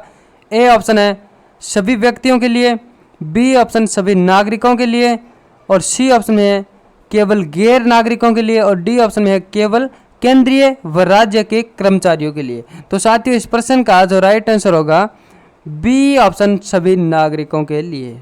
देखते हैं अगला प्रश्न। मौलिक कर्तव्यों को अवहेलना करने वालों को ऑप्शन है ए ऑप्शन दंड देने की व्यवस्था है, बी ऑप्शन दंड देने की व्यवस्था नहीं है, सी कुछ विशेष मामलों में दंड देने की व्यवस्था है और डी ऑप्शन में अधिनियम बनाकर दंड देने की व्यवस्था है। तो साथियों इस प्रश्न का राइट आंसर होगा बी ऑप्शन दंड देने की व्यवस्था नहीं है। भारत के प्रत्येक नागरिक का कर्तव्य होगा प्राकृतिक पर्यावरण का संरक्षण एवं सुधार। उपरोक्त कथन भारतीय संविधान के किस आर्टिकल में संदर्भित है? तो साथियों इस प्रश्न का जो राइट आंसर आपको इन दिए गए 4 ऑप्शन में से देना होगा। ए ऑप्शन है आर्टिकल 21, बी ऑप्शन है आर्टिकल 48A, सी ऑप्शन में है आर्टिकल 51A और डी ऑप्शन में है आर्टिकल 56। तो साथियों इस प्रश्न का राइट आंसर होगा सी ऑप्शन आर्टिकल 51A। चलिए देखते हैं अगला प्रश्न। निम्नलिखित में से भारत में मौलिक कर्तव्य कौन सा है? तो साथियों इस प्रश्न का जो राइट आंसर आपको इन दिए गए 4 ऑप्शन में से चुनकर बताना होगा। ए ऑप्शन है न्यायपालिका से कार्यपालिका का पृथक्करण, बी ऑप्शन है हमारी मिली जुली संस्कृति की समृद्ध विरासत को संरक्षण करना, सी ऑप्शन बच्चों के लिए मुफ्त व अनिवार्य शिक्षा और डी ऑप्शन में है छुआछूत की परंपरा को समाप्त करना। तो साथियों इस प्रश्न का राइट आंसर होगा बी ऑप्शन हमारी जो मिली जुली संस्कृति की समृद्ध विरासत को संरक्षण करना। देखते हैं अगला प्रश्न। निम्नलिखित में से कौन सा एक मौलिक कर्तव्य नहीं है? तो साथियों इस प्रश्न का राइट आंसर आपको इन दिए गए 4 ऑप्शन में से चुन के बताना होगा कि इनमें से एक कौन सा है जो मौलिक कर्तव्य नहीं है। ऑप्शन है संविधान का पालन करना, बी ऑप्शन है देश की एकता और अखंडता की रक्षा करना, सी ऑप्शन है धर्मनिरपेक्षता का पालन करना और डी ऑप्शन में है सार्वजनिक संपत्ति की सुरक्षित रखना, सार्वजनिक संपत्ति को सुरक्षित रखना। तो साथियों इस प्रश्न का राइट आंसर होगा सी ऑप्शन धर्मनिरपेक्षता का पालन करना। यानी साथियों जो धर्मनिरपेक्षता का पालन करना है ये एक मौलिक कर्तव्य नहीं है। तो चलिए देखते हैं अगला प्रश्न। निम्नलिखित में से कौन सा मौलिक कर्तव्य नहीं है? तो साथियों इस प्रश्न का राइट आंसर आपको इन दिए गए 4 ऑप्शन में से चुनकर बताना होगा कि इनमें से कौन सा एक है जो मौलिक कर्तव्य यानी फंडामेंटल ड्यूटीज नहीं है। इस प्रश्न का राइट आंसर आपको इन दिए गए 4 ऑप्शन में से देना होगा। ए ऑप्शन है आम भाईचारे की भावना को बढ़ावा देना, बी ऑप्शन है राष्ट्रीय उद्यमों का संरक्षण करना, सी ऑप्शन है वैज्ञानिक संस्कार का विकास करना और डी ऑप्शन में है भारत की समृद्ध विरासत का संरक्षण करना। तो साथियों इस प्रश्न का जो राइट आंसर होगा बी ऑप्शन राष्ट्रीय उद्यमों का संरक्षण करना, ये एक मौलिक कर्तव्य के अंदर नहीं काउंट होता है। अगला प्रश्न है भारतीय संविधान में नागरिकों के मूल कर्तव्यों के अंतर्गत सम्मिलित नहीं है। ए ऑप्शन सार्वजनिक संपत्ति की रक्षा करना, बी ऑप्शन हिंसा का परित्याग करना और सी ऑप्शन में कर अदायगी, डी ऑप्शन में भारत की सार्वभौमिक एकता और अखंडता को बनाए रखना। तो साथियों इस प्रश्न का राइट आंसर होगा सी ऑप्शन कर अदायगी। देखते हैं अगला प्रश्न, निम्न में से कौन सा सही नहीं है? तो साथियों इस प्रश्न का जो राइट आंसर आपको इन दिए गए 4 ऑप्शन में से देना होगा। ए ऑप्शन है मूल कर्तव्य मौलिक अधिकारों का हिस्सा है, बी ऑप्शन मूल कर्तव्य मौलिक अधिकारों का भाग नहीं है और सी ऑप्शन में है भारतीय संविधान के भाग 4 क में मौलिक कर्तव्य गिनाए गए हैं, सी ऑप्शन में है डी ऑप्शन में है आर्टिकल 51A प्रत्येक भारतीय नागरिक के 11 कर्तव्यों की व्याख्या करता है। तो साथियों इस प्रश्न का राइट आंसर होगा ए ऑप्शन यानी मूल कर्तव्य मौलिक अधिकारों का हिस्सा है, ये जो सही नहीं है। अगला प्रश्न देखते हैं, मूल कर्तव्य है ए ऑप्शन नैतिक कर्तव्य, बी ऑप्शन नागरिक कर्तव्य, सी ए और बी दोनों और डी ऑप्शन है उपरोक्त में से कोई नहीं। तो साथियों इस प्रश्न का राइट आंसर होगा सी ऑप्शन यानी ए और बी दोनों, नैतिक कर्तव्य भी और नागरिक कर्तव्य भी। देखते हैं अगला प्रश्न, निम्न में से किस एक की संस्तुति के आधार पर मूल कर्तव्यों से संबंधित प्रावधानों को भारत के संविधान में जोड़ा गया था? तो साथियों इस प्रश्न का जो राइट आंसर आपको इन दिए गए 4 ऑप्शन में से देना होगा। ऑप्शन है बलवंत राय मेहता समिति, बी ऑप्शन अशोक मेहता समिति, सी स्वर्ण सिंह समिति और डी में है सरकारिया आयोग। तो साथियों इस प्रश्न का राइट आंसर होगा सी ऑप्शन स्वर्ण सिंह समिति। अगला प्रश्न है, निम्न में से कौन सा एक मौलिक कर्तव्य नहीं है? ए ऑप्शन राष्ट्रगान का सम्मान करना, बी ऑप्शन राष्ट्रीय संपत्ति का बचाव करना, सी राष्ट्रीय महत्व के स्थानों और स्मारकों की रक्षा करना और डी ऑप्शन में है प्राकृतिक वातावरण का संरक्षण और सुधार करना। तो साथियों इस प्रश्न का राइट आंसर होगा डी ऑप्शन प्राकृतिक वातावरण का संरक्षण एवं सुधार करना। देखते हैं अगला प्रश्न, निम्नलिखित में से कौन सा एक भारत के नागरिक का मूल कर्तव्य नहीं है?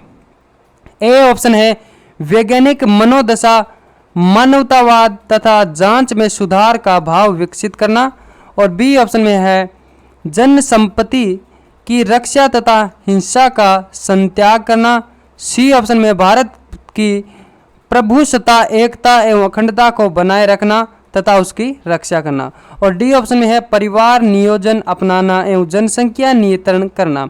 तो साथियों इस प्रश्न का राइट आंसर होगा डी ऑप्शन यानी परिवार नियोजन अपनाना एवं जनसंख्या नियंत्रण करना। देखते हैं अगला प्रश्न, संविधान में 11वां मौलिक कर्तव्य शामिल करने के लिए 86वां संविधान संशोधन किस वर्ष पारित किया गया था? इस प्रश्न का राइट आंसर आपको इन दिए गए 4 ऑप्शन में से देना होगा। ए ऑप्शन है वर्ष 2001, बी ऑप्शन है वर्ष 2002, सी वर्ष 2003 और डी ऑप्शन में है वर्ष 2004। तो साथियों इस प्रश्न का राइट आंसर होगा बी ऑप्शन वर्ष 2002।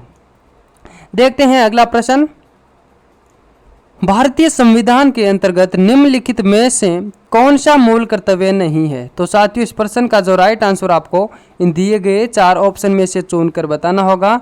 ए ऑप्शन है लोक चुनाव में मतदान करना, बी ऑप्शन वैज्ञानिक प्रवृत्ति विकसित करना, सी सार्वजनिक संपत्ति की सुरक्षा करना, और डी ऑप्शन में है संविधान की प्रति निष्ठावान रखना और उसके आदर्शों का सम्मान करना।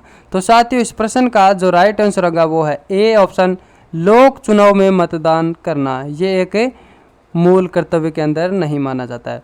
अगला प्रश्न है जो कि आज के हमारे इस वीडियो का अंतिम प्रश्न होगा। मौलिक कर्तव्य किस देश की प्रेरणा से संविधान में शामिल किया गया है? तो साथियों इस प्रश्न का राइट आंसर आपको इन दिए गए 4 ऑप्शन में से देना होगा, जिसमें ए ऑप्शन है संयुक्त राज्य अमेरिका, बी ऑप्शन है रूस, सी इंग्लैंड और डी ऑप्शन में है जर्मनी। तो साथियों इस प्रश्न का राइट आंसर होगा बी ऑप्शन रूस। फिर अगला हमारा टॉपिक है इंडियन सिटीजनशिप यानी भारतीय नागरिकता। तो साथियों सिटीजनशिप से रिलेटेड जितने भी एग्जाम की दृष्टि से इम्पोर्टेंट प्रश्न बनते हैं उन सब का डिस्कस करने वाला हूं। तो उसी के साथ आप ये भी जान लीजिए कि सिटीजनशिप होता क्या है, नागरिकता क्या होती है। यानी भारत का संविधान पूरे भारतवर्ष के लिए एकल नागरिकता की व्यवस्था करता है और प्रत्येक व्यक्ति जो संविधान लागू होने के समय यानी 26 जनवरी 1950 को भारत के अधिकार क्षेत्र में निवास करता था और जिसका जन्म बाद में हुआ हो और उसके माता पिता में से किसी एक ने भारत में जन्म लिया हो और जो कम से कम 5 वर्षों तक साधारणतः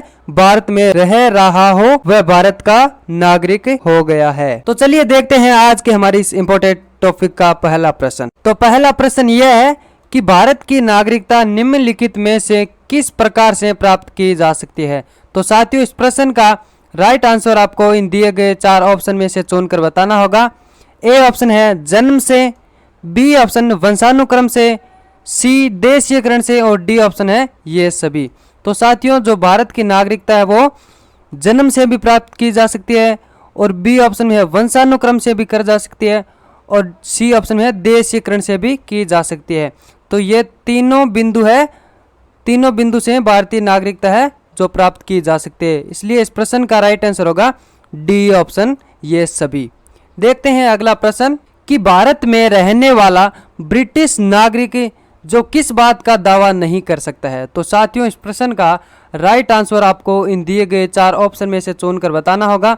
ए ऑप्शन है व्यापार और व्यवसाय की स्वतंत्रता के अधिकार का और बी ऑप्शन है विधि के समक्ष समता के अधिकार का, सी जीवन और व्यक्तिगत स्वतंत्रता की सुरक्षा के अधिकार का और डी ऑप्शन है धर्म की स्वतंत्रता के अधिकार का। तो साथियों इस प्रश्न का राइट आंसर होगा ए ऑप्शन व्यापार और व्यवसाय की स्वतंत्रता के अधिकार का। यानी जो भारत में रहने वाला ब्रिटिश नागरिक है जो व्यापार और व्यवसाय की स्वतंत्रता के अधिकार का दावा नहीं कर सकता है। देखते हैं अगला प्रश्न, भारतीय संविधान में शामिल जो 11वीं नागरिकता वो किस देश के संविधान से प्रेरित है? फ्रेंड्स इस प्रश्न का राइट आंसर आपको इन दिए गए 4 ऑप्शन में से देना होगा। ए ऑप्शन है Britain, B America, C Canada और डी ऑप्शन है आइलैंड। तो साथियों इस प्रश्न का राइट आंसर होगा ए ऑप्शन ब्रिटेन। यानी भारतीय संविधान में जो शामिल 11वीं नागरिकता है वो ब्रिटेन देश के संविधान से प्रेरित है। देखते हैं अगला प्रश्न, भारतीय संविधान के अंतर्गत किसी भी नागरिक को ए ऑप्शन राष्ट्रपति द्वारा आपातकालीन परिस्थिति में उसके जीवन तथा स्वतंत्रता से वंचित किया जा सकता है या बी ऑप्शन है केवल विधि द्वारा निर्धारित रीति के अनुसार जीवन तथा स्वतंत्रता से वंचित किया जा सकता है और सी ऑप्शन है किन्हीं परिस्थितियों में भी उसके जीवन तथा स्वतंत्रता से वंचित किया जा सकता है और डी ऑप्शन है उपरोक्त में से कोई नहीं। तो साथियों इस प्रश्न का राइट आंसर होगा बी ऑप्शन केवल विधि द्वारा निर्धारित रीति के अनुसार जीवन तथा स्वतंत्रता से वंचित किया जा सकता है। देखते हैं अगला प्रश्न, भारतीय नागरिकता नहीं प्राप्त की जा सकती है। तो साथियों जो भारतीय नागरिकता है वो इनमें से किन के द्वारा नहीं प्राप्त की जा सकती है? इस प्रश्न का सही जवाब आपको इन दिए गए 4 ऑप्शन में से चुनकर बताना होगा। ए ऑप्शन है जन्म द्वारा, बी देशीयकरण द्वारा, सी किसी भू भाग के सम्मिलन द्वारा और डी ऑप्शन है भारतीय बैंक में धन जमा करके। तो साथियों इस प्रश्न का राइट आंसर होगा डी ऑप्शन भारतीय बैंक में धन जमा करके जो भारतीय नागरिकता है वो नहीं प्राप्त की जा सकती। देखते हैं अगला प्रश्न, किस आर्टिकल के तहत संसद को नागरिकता के संबंध में कानून बनाने का अधिकार प्रदान किया गया है? तो साथियों, इस प्रश्न का राइट आंसर आपको इन दिए गए 4 ऑप्शन में से चुनकर बताना होगा। ए ऑप्शन है article 5, B option article 9, C article 10 और डी ऑप्शन है आर्टिकल 11। तो साथियों, इस प्रश्न का राइट आंसर होगा आर्टिकल 11। देखते हैं अगला प्रश्न। भारतीय संविधान के किन अनुच्छेदों में नागरिकता संबंधी प्रावधान किए गए हैं? इस प्रश्न का सही जवाब आपको इन दिए गए 4 ऑप्शन में से चुनकर बताना होगा। ए ऑप्शन है आर्टिकल 1 to 4, बी ऑप्शन है आर्टिकल 5 to 11 और सी ऑप्शन है आर्टिकल 12 to 35 और लास्ट ऑप्शन है डी ऑप्शन आर्टिकल 36 to 51। तो साथियों, इस प्रश्न का राइट आंसर होगा बी ऑप्शन आर्टिकल 5 to 11। देखते हैं अगला प्रश्न। तो साथियों, अगले प्रश्न पर चलने से पहले आपने अगर हमारा चैनल सब्सक्राइब नहीं कर रखा है तो सब्सक्राइब कर लीजिए। सरकार में भागीदारी का अधिकार तथा उच्च पदों को प्राप्त करने में समान अवसर की अर्हता नागरिकों को प्राप्त होती है। तो साथियों, इस प्रश्न का राइट आंसर आपको इन दिए गए 4 ऑप्शन में से चुनकर बताना होगा। ए ऑप्शन राष्ट्रीय स्वतंत्रता से, बी नागरिक स्वतंत्रता से और सी ऑप्शन है प्राकृतिक स्वतंत्रता से और डी ऑप्शन है राजनीतिक स्वतंत्रता से। तो साथियों, इस प्रश्न का सही जवाब होगा डी ऑप्शन राजनीतिक स्वतंत्रता से। देखते हैं अगला प्रश्न। कोई व्यक्ति भारतीय नागरिक नहीं होगा यदि वह ए ऑप्शन विदेश में 5 वर्ष से अधिक रह रहा हो और बी ऑप्शन विदेशी न्यायालय द्वारा दंडित किया गया हो, सी स्वेच्छा से दूसरे देश की नागरिकता ग्रहण कर चुका हो, डी ऑप्शन दूसरे देश में रोजगार स्वीकार कर चुका हो। तो साथियों, इस प्रश्न का सही जवाब होगा सी ऑप्शन स्वेच्छा से दूसरे देश की नागरिकता ग्रहण कर चुका हो। देखते हैं अगला प्रश्न। निम्न में से किस स्थिति में किसी व्यक्ति को भारतीय नागरिकता से वंचित नहीं किया जा सकता है? तो साथियों, इस प्रश्न का राइट आंसर आपको इन दिए गए 4 ऑप्शन में से चुनकर बताना होगा कि इनमें से किस स्थिति में व्यक्ति को जो भारतीय नागरिकता से वंचित नहीं किया जा सकता। ए ऑप्शन निर्वाचन के दौरान, बी ऑप्शन आपातकाल के दौरान, सी युद्ध के दौरान और डी ऑप्शन ये सभी। तो साथियों, इस प्रश्न का सही जवाब होगा सी ऑप्शन युद्ध के दौरान। निम्न में से किस स्थिति में किसी भारतीय व्यक्ति किन भारतीय नागरिकता समाप्त हो सकती है? ए ऑप्शन त्यागने पर, बी पर्यावरण पर, सी वंचित किए जाने पर और डी ऑप्शन है ये सभी। तो साथियों, इस प्रश्न का राइट आंसर होगा डी ऑप्शन ये सभी। चलिए देखते हैं अगला प्रश्न। निम्नलिखित में से कौन सी शर्त है जो भारत की नागरिकता प्राप्त करने के लिए नहीं है? ऑप्शन है ए अधिवास, बी वंशानुक्रम, सी पंजीकरण, डी संपत्ति स्वामित्व।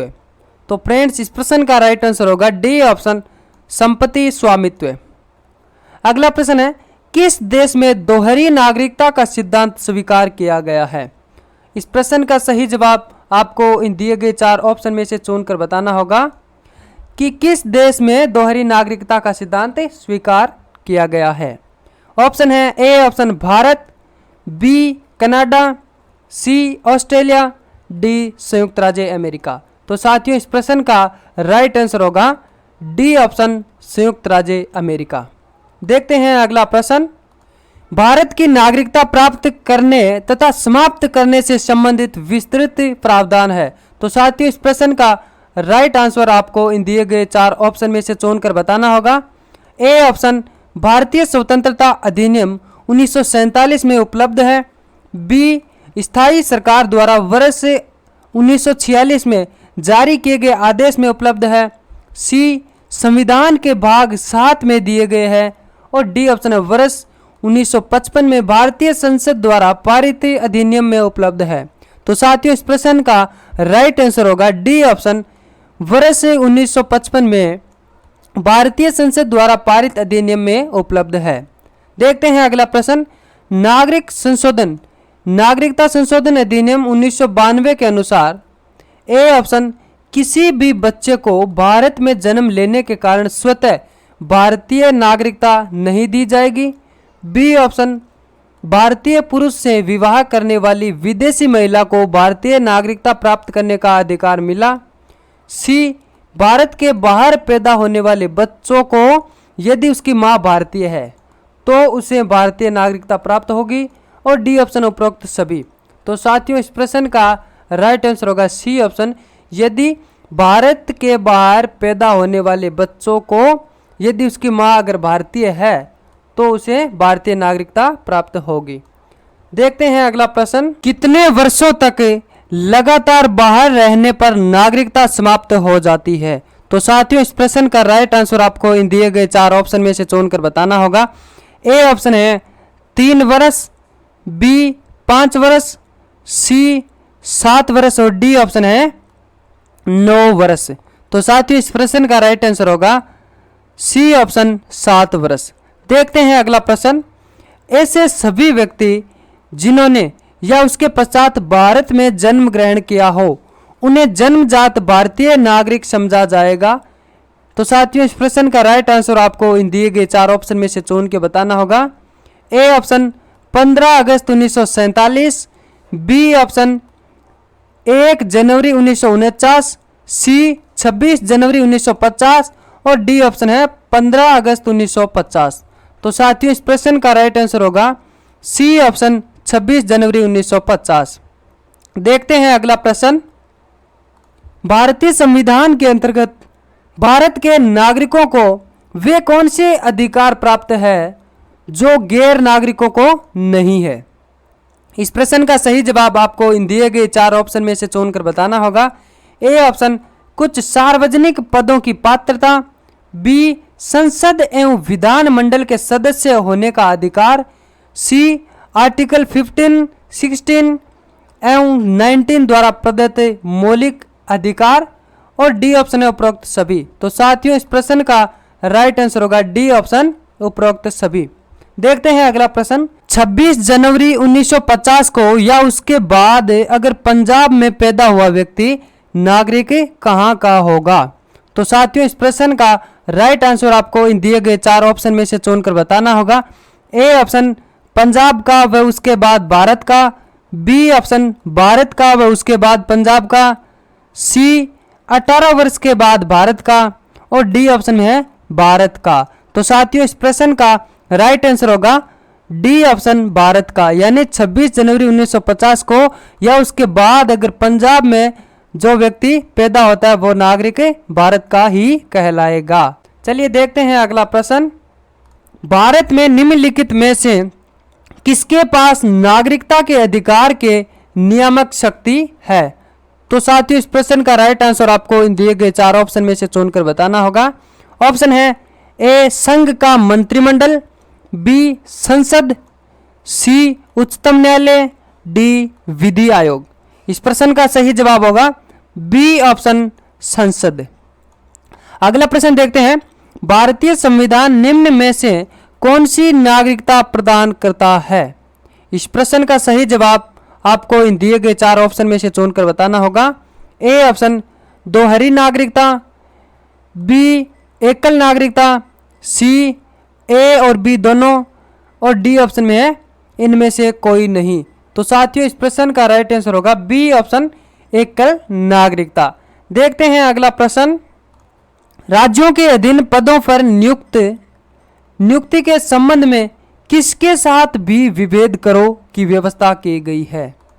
ऑप्शन है विदेशियों के लिए, बी भारत के नागरिकों के लिए, सी भारत के निवास करने वाले सभी व्यक्तियों के लिए और डी ऑप्शन है उपरोक्त किसी के लिए नहीं। तो साथियों इस प्रश्न का राइट आंसर होगा बी ऑप्शन भारत के नागरिकों के लिए।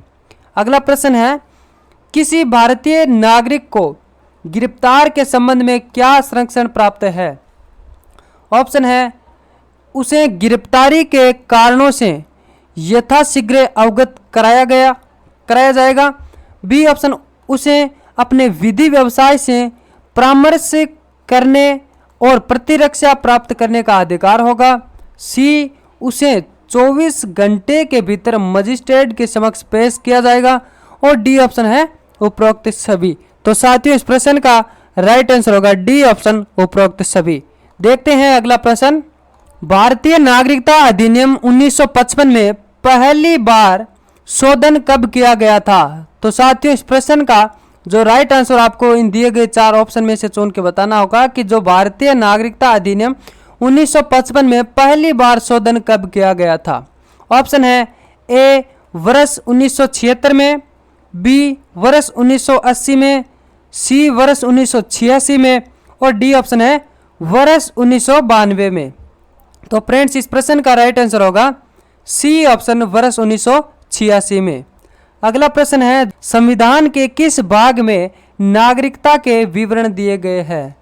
ऑप्शन है ए भाग 1, बी भाग 2, सी भाग 3 और डी ऑप्शन में है भाग 4। तो साथियों इस प्रश्न का राइट आंसर होगा बी ऑप्शन भाग 2, यानी संविधान के भाग 2 में नागरिकता के विवरण दिए गए हैं। फिर अगला हमारा टॉपिक है DPSP, directive principles of state policy, यानी राज्य के नीति निर्देशक तत्व। तो फ्रेंड्स आज इसमें जो डीपीएसपी से रिलेटेड एग्जाम की दृष्टि से जो महत्वपूर्ण प्रश्न बनते हैं उनका डिस्कस करने वाला हूँ। तो आगे बढ़ने से पहले ये भी जान लीजिए कि डीपीएसपी होता क्या है। यानी राज्य के नीति निर्देशक तत्वों का उद्देश्य है जो जनता के कल्याण को प्रोत्साहित करने वाली सामाजिक व्यवस्था का निर्माण करना है। और राज्य के नीति निर्देशक तत्वों का जो वर्णन है वो संविधान के भाग 4 में आर्टिकल 36 से लेकर आर्टिकल 51 के अंतर्गत किया गया है। और राज्य के नीति निर्देशक तत्व है केंद्र अथवा राज्यों की सरकार के नाम ऐसे जारी निर्देश है जो देश की शासन व्यवस्था के लिए मौलिक है। और नीति निर्देशक तत्वों को प्रशासकों की आचार संहिता भी कहा जाता है। इसी के साथ यह भी जान लीजिए कि भारत के संदर्भ में राज्य के जो नीति निर्देशक तत्व है उनका क्या महत्व है। इन प्रावधानों के माध्यम से समाज के कमजोर वर्गों के लिए राजनीतिक, आर्थिक एवं सामाजिक न्याय को सुरक्षित किया जा सकता है। और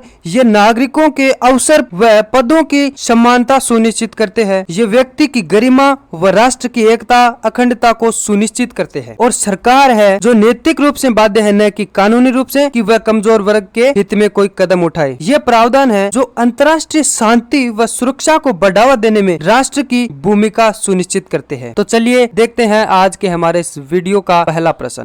भारत के राज्य के नीति निर्देशक सिद्धांतों को किस देश के संविधान से ग्रहण किया गया है? तो साथियों इस प्रश्न का जो राइट आंसर आपको इन दिए गए 4 ऑप्शन में से चुनकर बताना होगा। ऑप्शन है ए दक्षिण अफ्रीका, बी वाइमर गणराज्य जर्मनी से, सी आयरलैंड गणराज्य और डी ऑप्शन उपरोक्त में से कोई नहीं। तो साथियों इस प्रश्न का जो राइट आंसर होगा सी ऑप्शन आयरलैंड गणराज्य से। देखते हैं अगला प्रश्न।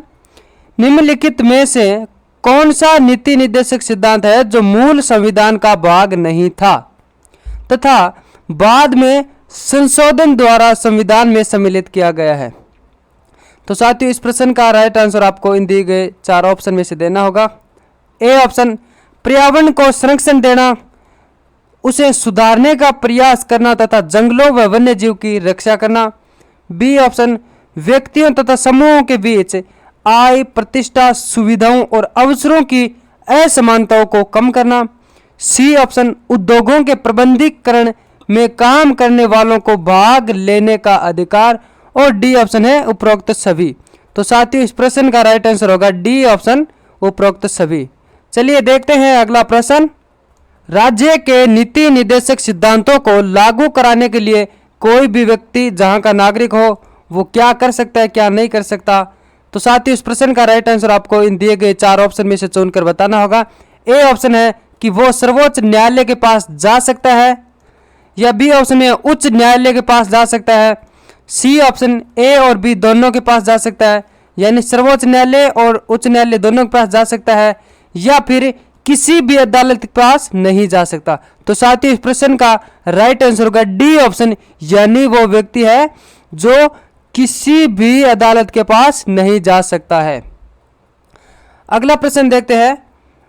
निम्नलिखित में से किस केस में सर्वोच्च न्यायालय ने संविधान के प्रावधानों को असंवैधानिक घोषित किया, जो कि नीति निर्देशक सिद्धांतों को मौलिक अधिकारों पर प्राथमिकता प्रदान करते थे? A option Kesavananda Bharati case, B Golaknath case, C Sujan Singh case और डी ऑप्शन है मिनर्वा मिल्स केस। तो साथियों इस प्रश्न का राइट आंसर होगा D option Minerva Mills case. देखते हैं अगला प्रश्न, राज्य के नीति निर्देशक सिद्धांत किस प्रकार मौलिक अधिकारों से भिन्न है? तो साथियों इस प्रश्न का राइट आंसर आपको इन दिए गए 4 ऑप्शन में से चुनकर बताना होगा। ए ऑप्शन पूर्वोक्त केंद्र सरकार के लिए है और उपरोक्त राज्यों के लिए, बी पूर्वोक्त संविधान का अर्थ नहीं है जबकि उपरोक्त है, और सी ऑप्शन राज्य के नीति निर्देशक तत्व परिवर्तनीय नहीं है जबकि मूल अधिकार परिवर्तनीय है, और डी ऑप्शन है उपरोक्त में से कोई नहीं।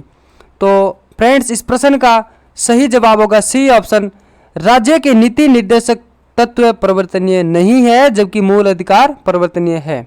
देखते हैं अगला प्रश्न, भारतीय संविधान के किस अनुच्छेद में राज्य के नीति निर्देशक तत्वों का उल्लेख है?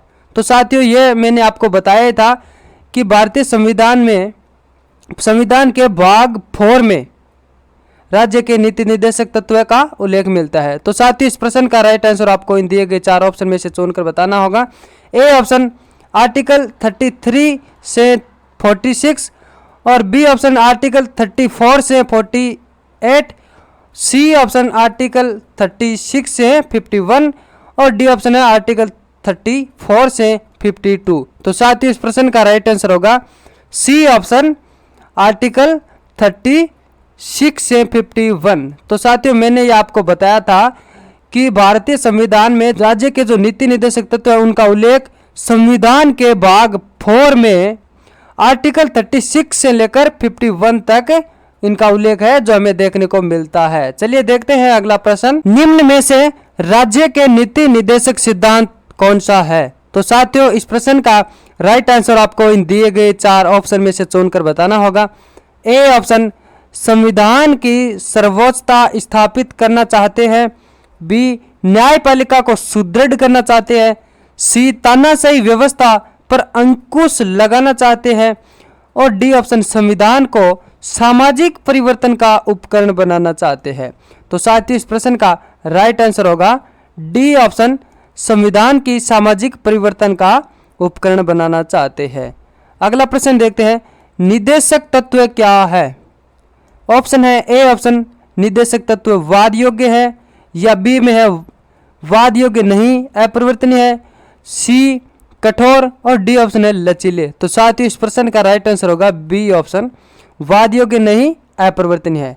देखते हैं अगला प्रश्न, भारत के संविधान में कल्याणकारी राज्य का आदर्श किस में प्रतिष्ठापित है? तो साथियों इस प्रश्न का राइट आंसर आपको इन दिए गए 4 ऑप्शन में से चुनकर बताना होगा कि भारत के संविधान में कल्याणकारी राज्य का जो आदर्श किस में प्रतिष्ठापित है। ए ऑप्शन उद्देशिका में, बी राज्य के नीति निर्देशक तत्व, सी मूल अधिकार और डी ऑप्शन है 7वीं अनुसूची। तो साथियों इस प्रश्न का राइट आंसर होगा बी ऑप्शन राज्य के नीति निर्देशक तत्व। चलिए देखते हैं अगला प्रश्न, राज्य के नीति निर्देशक तत्वों के अंतर्गत राज्य को आदेश दिया गया था कि वह है उन सभी बच्चों के लिए अनिवार्य प्राथमिकता शिक्षा का प्रबंध करे जिनकी आयु इनमें से कितनी हो। साथियों इस प्रश्न का राइट आंसर इन दिए गए 4 ऑप्शन में से देना होगा। ऑप्शन है ए 14 वर्ष, बी 15 वर्ष, सी 16 वर्ष और डी ऑप्शन है 18 वर्ष। तो साथियों इस प्रश्न का राइट आंसर होगा ए ऑप्शन 14 वर्ष। देखते हैं अगला प्रश्न, राज्य के नीति निर्देशक तत्वों में वर्णित समान नागरिक संहिता गारंटी देता है। साथियों इस प्रश्न का राइट आंसर आपको इन दिए गए 4 ऑप्शन में से चुनकर बताना होगा। ए आर्थिक स्वतंत्रता की, बी राष्ट्रीय स्वतंत्रता की, सी राष्ट्रीय अखंडता की और डी ऑप्शन है समाज के निधन वर्गों के समर्थन की। साथियों इस प्रश्न का राइट आंसर होगा सी ऑप्शन राष्ट्रीय अखंडता की गारंटी देता है। अगला प्रश्न है कि नीति निर्देशक तत्वों की जो प्रकृति है, इन 4 ऑप्शन में से आपको उत्तर देना होगा। ए ऑप्शन कुछ विशेष मुद्दों पर ध्यान देने के लिए सरकार से अनुरोध। बी, कुछ कानूनों के निर्माण के लिए सरकार को न्यायालय के आदेश। सी, कुछ कार्यों को करने के लिए सरकार को निर्देश। और डी ऑप्शन है कुछ कार्यों को करने से रोकने के लिए सरकार को आदेश। तो साथियों इस प्रश्न का राइट आंसर होगा सी ऑप्शन, कुछ कार्यों को करने के लिए सरकार को निर्देश। देखते हैं अगला प्रश्न। भारत के संविधान में अंतर्राष्ट्रीय शांति एवं सुरक्षा के संवर्धन का उल्लेख कहाँ किया गया है? तो साथियों इस प्रश्न का राइट आंसर आपको इन दिए गए 4 ऑप्शन में से देना होगा। ऑप्शन ए ऑप्शन संविधान की प्रस्तावना में, बी राज्य के नीति निर्देशक सिद्धांतों में, सी मूल कर्तव्यों में, डी 9वीं अनुसूची में। तो साथियों इस प्रश्न का राइट आंसर होगा बी ऑप्शन, राज्य के नीति निर्देशक सिद्धांतों में। अगला प्रश्न देखते हैं। भारत के संविधान के अनुसार निम्नलिखित में से कौन सा देश के शासन के लिए आधारभूत है? ऑप्शन है मूल अधिकार, बी मूल कर्तव्य, सी राज्य के नीति निर्देशक तत्व, डी ऑप्शन मूल अधिकार तथा मूल कर्तव्य। तो साथियों इस प्रश्न का राइट आंसर होगा सी ऑप्शन, राज्य के नीति निर्देशक तत्व। चलिए देखते हैं अगला प्रश्न। नीति निर्देशक तत्वों का समुचित क्रियान्वयन निर्भर करता है। ऑप्शन है संसद की इच्छा पर, बी न्यायालय की इच्छा पर, सी कार्यपालिका की इच्छा पर, और डी ऑप्शन है सरकार की इच्छा शक्ति और पर्याप्त साधनों धन की उपलब्धता पर। तो साथियों इस प्रश्न का राइट आंसर होगा डी ऑप्शन, यानी सरकार की इच्छा शक्ति और पर्याप्त साधनों की जो धन की उपलब्धता पर। अगला प्रश्न देखते हैं। राज्य के जो नीति निर्देशक और मौलिक अधिकारों के मध्य सर्वप्रथम प्रश्न उठा था?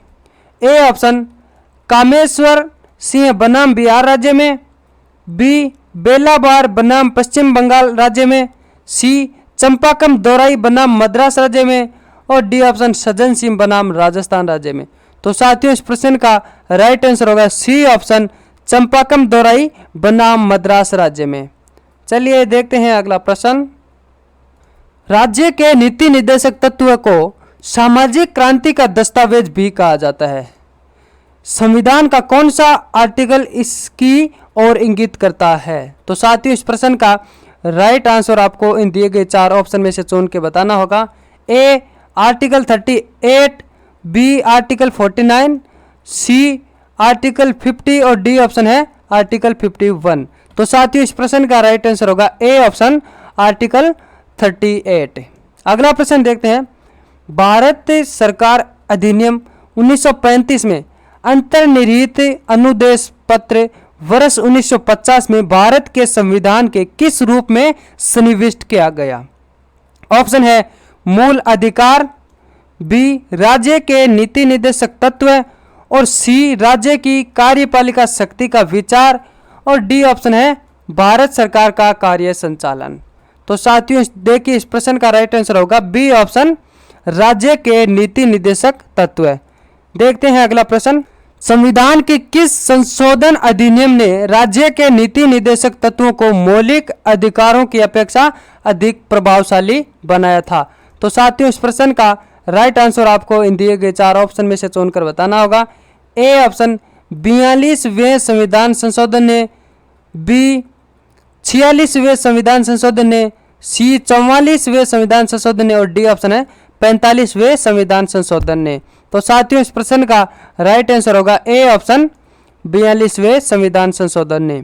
अगला प्रश्न है कि जो 42वें संविधान संशोधन अधिनियम द्वारा किस अनुच्छेद को नीति निर्देशक तत्वों से के साथ जोड़ा गया? ए ऑप्शन अनुच्छेद 39, बी अनुच्छेद 39A, सी अनुच्छेद 44 और डी ऑप्शन है अनुच्छेद 45। तो साथियों इस प्रश्न का राइट आंसर होगा बी ऑप्शन, आर्टिकल 39A। देखते हैं अगला प्रश्न। निम्नलिखित में से कौन सा एक राज्य की नीति के निर्देशक तत्वों का सही वर्णन नहीं करता है? तो साथियों इस प्रश्न का राइट आंसर आपको इन दिए गए 4 ऑप्शन में से चुनकर बताना होगा। ए ऑप्शन निदेशक तत्व न्यायालयों द्वारा परिवर्तनीय नहीं है। बी, निदेशक तत्व जो राजनीतिक सह स्वीकृति रखते हैं। सी, निदेशक तत्व राज्य विधान के लिए उद्देश्यों की घोषणाएं हैं। और डी ऑप्शन है, नीति निदेशक तत्व सभी भारतीयों के लिए मुख्य स्वास्थ्य देखरेख एवं समान आय का वचन देता है। फिर अगला हमारा टॉपिक है कॉन्स्टिट्यूशन डेवलपमेंट, यानी संवैधानिक विकास से रिलेटेड इंपोर्टेंट एमसीक्यू आज अपन सॉल्व करेंगे। किस एक्ट के तहत अंग्रेजों को बिना अनुमति भारत आने और यहाँ भूमि खरीदने की आज्ञा प्राप्त हो गई थी? तो साथियों, इस प्रश्न का राइट आंसर आपको इन दिए गए 4 ऑप्शन में से देना होगा। ए ऑप्शन में है 1813 ईस्वी का चार्टर एक्ट। बी ऑप्शन में है 1833 ईस्वी का चार्टर एक्ट। सी ऑप्शन है 1853 ईस्वी का चार्टर एक्ट। और लास्ट ऑप्शन है 1861 का अधिनियम।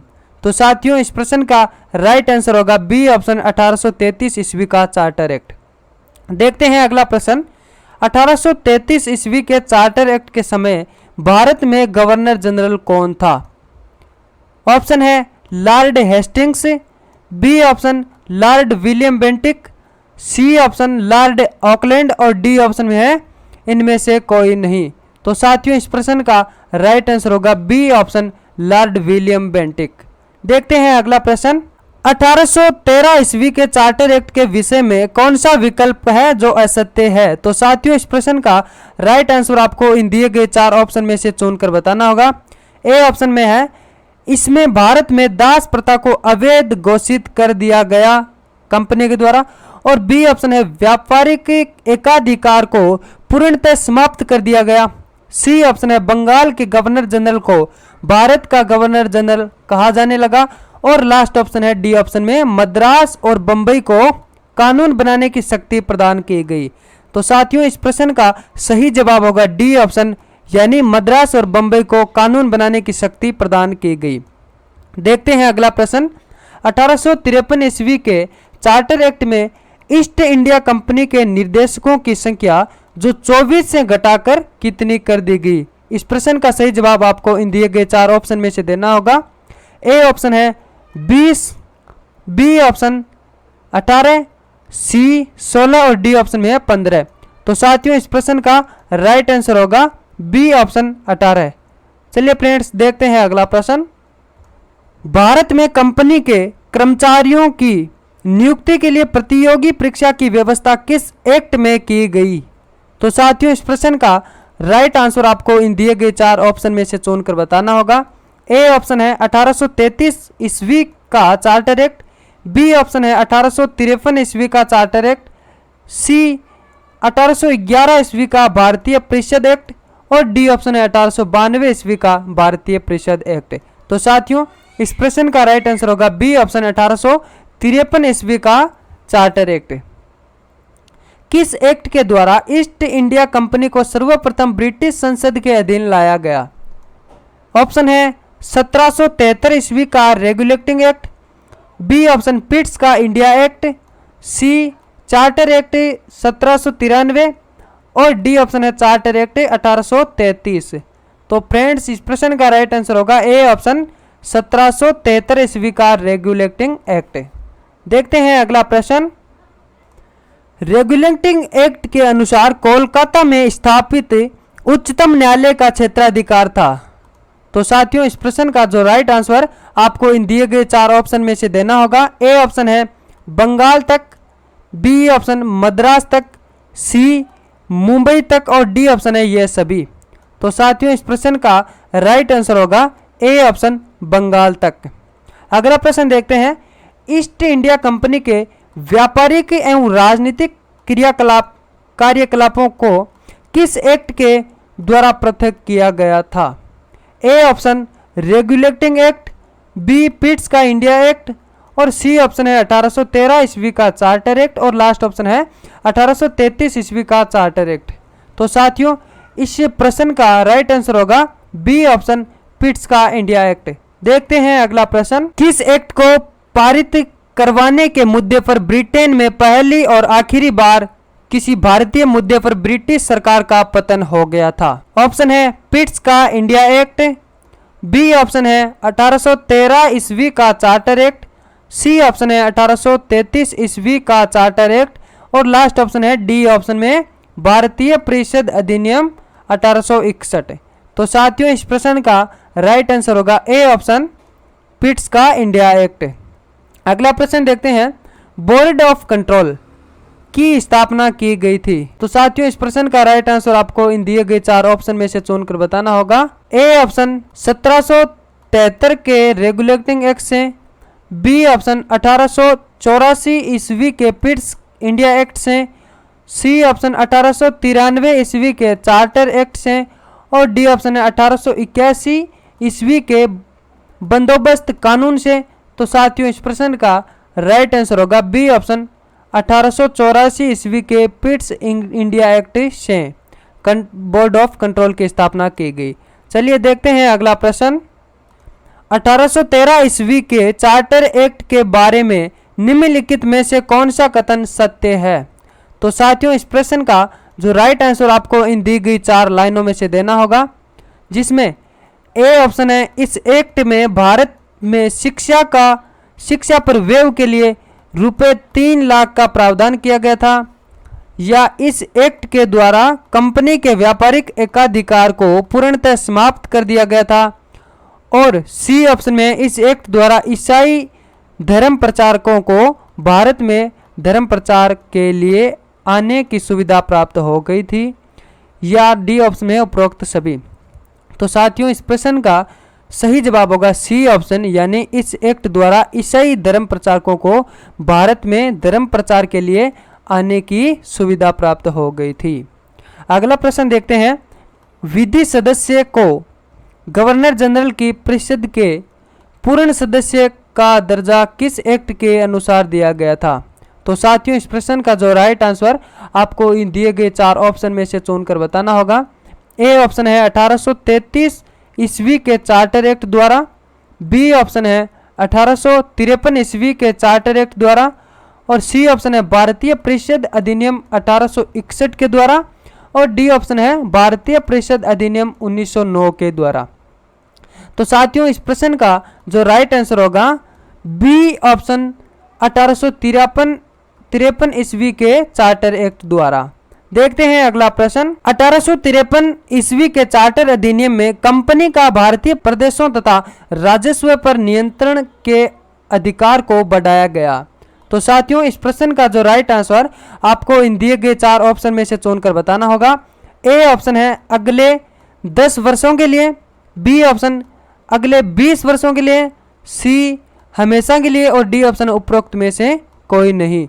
तो साथियों इस प्रश्न का राइट आंसर होगा डी ऑप्शन, उपरोक्त में से कोई भी नहीं।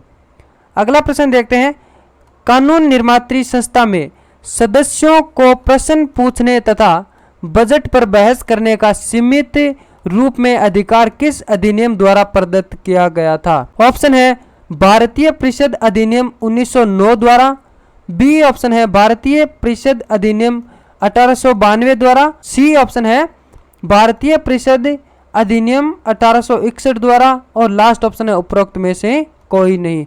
तो साथियों इस प्रश्न का राइट आंसर होगा बी ऑप्शन, भारतीय परिषद अधिनियम 1892 द्वारा। चलिए देखते हैं अगला प्रश्न, भारतीय परिषद अधिनियम 1909 में मुसलमानों को दिए गए पृथक निर्वाचन प्रणाली के अधिकार की मांग मुस्लिम प्रतिनिधियों ने किसके नेतृत्व में की थी। तो साथियों इस प्रश्न का राइट आंसर आपको इन दिए गए 4 ऑप्शन में से चुनकर बताना होगा। ए ऑप्शन है नवाब सलीमुल्लाह खान, बी ऑप्शन है आगा खान, सी ऑप्शन है मौलाना मोहम्मद अली, और डी ऑप्शन है उपरोक्त में से कोई नहीं। तो साथियों इस प्रश्न का राइट आंसर होगा बी ऑप्शन, आगा खान। अगला प्रश्न देखते हैं, भारतीय स्वतंत्रता का मैग्ना कार्टा कौन से अधिनियम को माना जाता है। ऑप्शन है 1853 ईस्वी का चार्टर अधिनियम, बी ऑप्शन है 1858 ईस्वी का भारत शासन अधिनियम, सी ऑप्शन है भारतीय शासन अधिनियम 1919, और डी ऑप्शन है भारत सरकार अधिनियम 1935। तो साथियों इस प्रश्न का राइट आंसर होगा बी ऑप्शन, 1858 ईस्वी का भारत शासन अधिनियम। साथियों, आप अगर हमारे चैनल पर नए हैं तो चैनल को सब्सक्राइब जरूर कर लीजिए। देखते हैं अगला प्रश्न। भारतीय परिषद अधिनियम 1909 में 1892 ईस्वी के भारतीय परिषद अधिनियम के कौन कौन से अधिकारों की व्यावधि हुई थी? तो साथियों, इस प्रश्न का जो राइट आंसर आपको इन दिए गए 4 ऑप्शन में से चुनकर बताना होगा। ए ऑप्शन है बजट पर चर्चा के, बी ऑप्शन निर्वाचन प्रणाली पर, सी विधानमंडल की सदस्य संख्या में और डी ऑप्शन में है उपरोक्त सभी। तो साथियों, इस प्रश्न का राइट आंसर होगा डी ऑप्शन उपरोक्त सभी। अगला प्रश्न देखते हैं। मद्रास और बंबई को पुनः विधायी कार्य प्राप्त हुआ था। ए ऑप्शन 1858 ईस्वी के बाद, बी ऑप्शन 1861 ईस्वी के बाद, सी 1865 ईस्वी के बाद और डी 1872 ईस्वी के बाद। तो साथियों, इस प्रश्न का राइट आंसर होगा बी ऑप्शन 1861 ईस्वी के बाद। देखते हैं अगला प्रश्न। वायसराय की कार्यकारिणी में पहले भारतीय सदस्य की नियुक्ति परिणाम था। तो साथियों, इस प्रश्न का राइट आंसर आपको इन दिए गए 4 ऑप्शन में से चुनकर बताना होगा। ए ऑप्शन है वर्ष 1909 के अधिनियम का, बी वर्ष 1919 के अधिनियम का, सी वर्ष 1935 के अधिनियम का और डी ऑप्शन है उपरोक्त में से कोई नहीं। तो साथियों, इस प्रश्न का राइट आंसर होगा ए ऑप्शन वर्ष 1909 के अधिनियम का। अगला प्रश्न देखते हैं। केंद्रीय लोक सेवा आयोग का गठन किस अधिनियम के तहत किया गया था? ऑप्शन है वर्ष 1909 के, बी वर्ष 1919 के तहत, सी वर्ष 1935 के तहत और डी ऑप्शन है इनमें से कोई नहीं। तो साथियों, इस प्रश्न का राइट आंसर होगा बी ऑप्शन वर्ष 1919 के तहत। देखते हैं अगला प्रश्न। इंग्लैंड में भारतीय मामलों पर नियंत्रण के लिए भारत सचिव की नियुक्ति कब की गई थी? तो साथियों, इस प्रश्न का राइट आंसर आपको इन दिए गए 4 ऑप्शन में से चुनकर बताना होगा, जिसमें पहला ऑप्शन है ए ऑप्शन 1858 ईस्वी में, बी ऑप्शन 1859 ईस्वी में, सी ऑप्शन में है 1860 ईस्वी में और डी ऑप्शन है 1861 ईस्वी में। तो साथियों, इस प्रश्न का राइट आंसर होगा ए ऑप्शन 1858 ईस्वी में। देखते हैं अगला प्रश्न। 1784 ईस्वी के पिट्स इंडिया एक्ट से गठित बोर्ड ऑफ कंट्रोल समाप्त हुआ था। तो साथियों, इस प्रश्न का जो राइट आंसर आपको इन दिए गए 4 ऑप्शन में से देना होगा। ए ऑप्शन है 1853 ईस्वी के अधिनियम से, बी ऑप्शन 1858 ईस्वी के अधिनियम से, सी ऑप्शन 1861 ईस्वी के अधिनियम से और डी ऑप्शन है उपरोक्त में से कोई नहीं। तो साथियों, इस प्रश्न का सही जवाब होगा बी ऑप्शन 1858 ईस्वी के अधिनियम से। देखते हैं अगला प्रश्न। भारतीय प्रतिनिधियों को कानून निर्माण करने की प्रक्रिया में पहली बार शामिल किया गया था। तो साथियों, इस प्रश्न का राइट आंसर आपको इन दिए गए 4 ऑप्शन में से देना होगा। ए ऑप्शन 1862 ईस्वी में, बी 1880 ईस्वी में, सी 1809 ईस्वी में और डी ऑप्शन है 1817 ईस्वी में। तो साथियों, इस प्रश्न का सही जवाब होगा ए ऑप्शन 1862 ईस्वी में। अगला प्रश्न है। लॉर्ड कैनिंग ने पोर्टफोलियो प्रणाली आरंभ की थी। तो साथियों, इस प्रश्न का राइट आंसर आपको इन दिए गए 4 ऑप्शन में से देना होगा कि लॉर्ड कैनिंग ने पोर्टफोलियो प्रणाली की आरंभ कब किया था। ए ऑप्शन 1858 ईस्वी, बी ऑप्शन 1859 ईस्वी में, सी 1860 ईस्वी में और डी ऑप्शन है 1861 ईस्वी में। तो साथियों, इस प्रश्न का राइट आंसर होगा बी ऑप्शन 1859 ईस्वी में। देखते हैं अगला प्रश्न। गवर्नर जनरल को अध्यादेश जारी करने का अधिकार किस अधिनियम से प्राप्त हुआ? ऑप्शन है 1853 ईस्वी के, बी ऑप्शन 1833 ईस्वी के और सी ऑप्शन है 1892 ईस्वी, डी ऑप्शन है 1861 ईस्वी के। तो साथियों, इस प्रश्न का राइट आंसर होगा डी ऑप्शन 1861 ईस्वी के तहत। अगला प्रश्न है। 1892 ईस्वी के अधिनियम द्वारा भारत सरकार की विधि निर्मात्री संस्था में अतिरिक्त सदस्यों की संख्या 10 से बढ़कर की गई। तो साथियों, इस प्रश्न का जो राइट आंसर आपको इन दिए गए 4 ऑप्शन में से चुनकर बताना होगा। ए ऑप्शन है 12, बी 14 और सी ऑप्शन में है 16 और डी ऑप्शन है 18। तो साथियों इस प्रश्न का राइट आंसर होगा सी ऑप्शन 16। तो साथियों आज का हमारा ये वीडियो आपको कैसा लगा, इसकी राय आप कमेंट बॉक्स के अंदर अवश्य दें। अगर वीडियो अच्छा लगा हो तो वीडियो को लाइक करें, शेयर करें और हमारे चैनल स्टडी विथ फौजी फैमिली को सब्सक्राइब करें। मिलते हैं एक अगले नए वीडियो के साथ, तब तक के लिए ब्रेक लेता हूं। जय हिंद, जय भारत।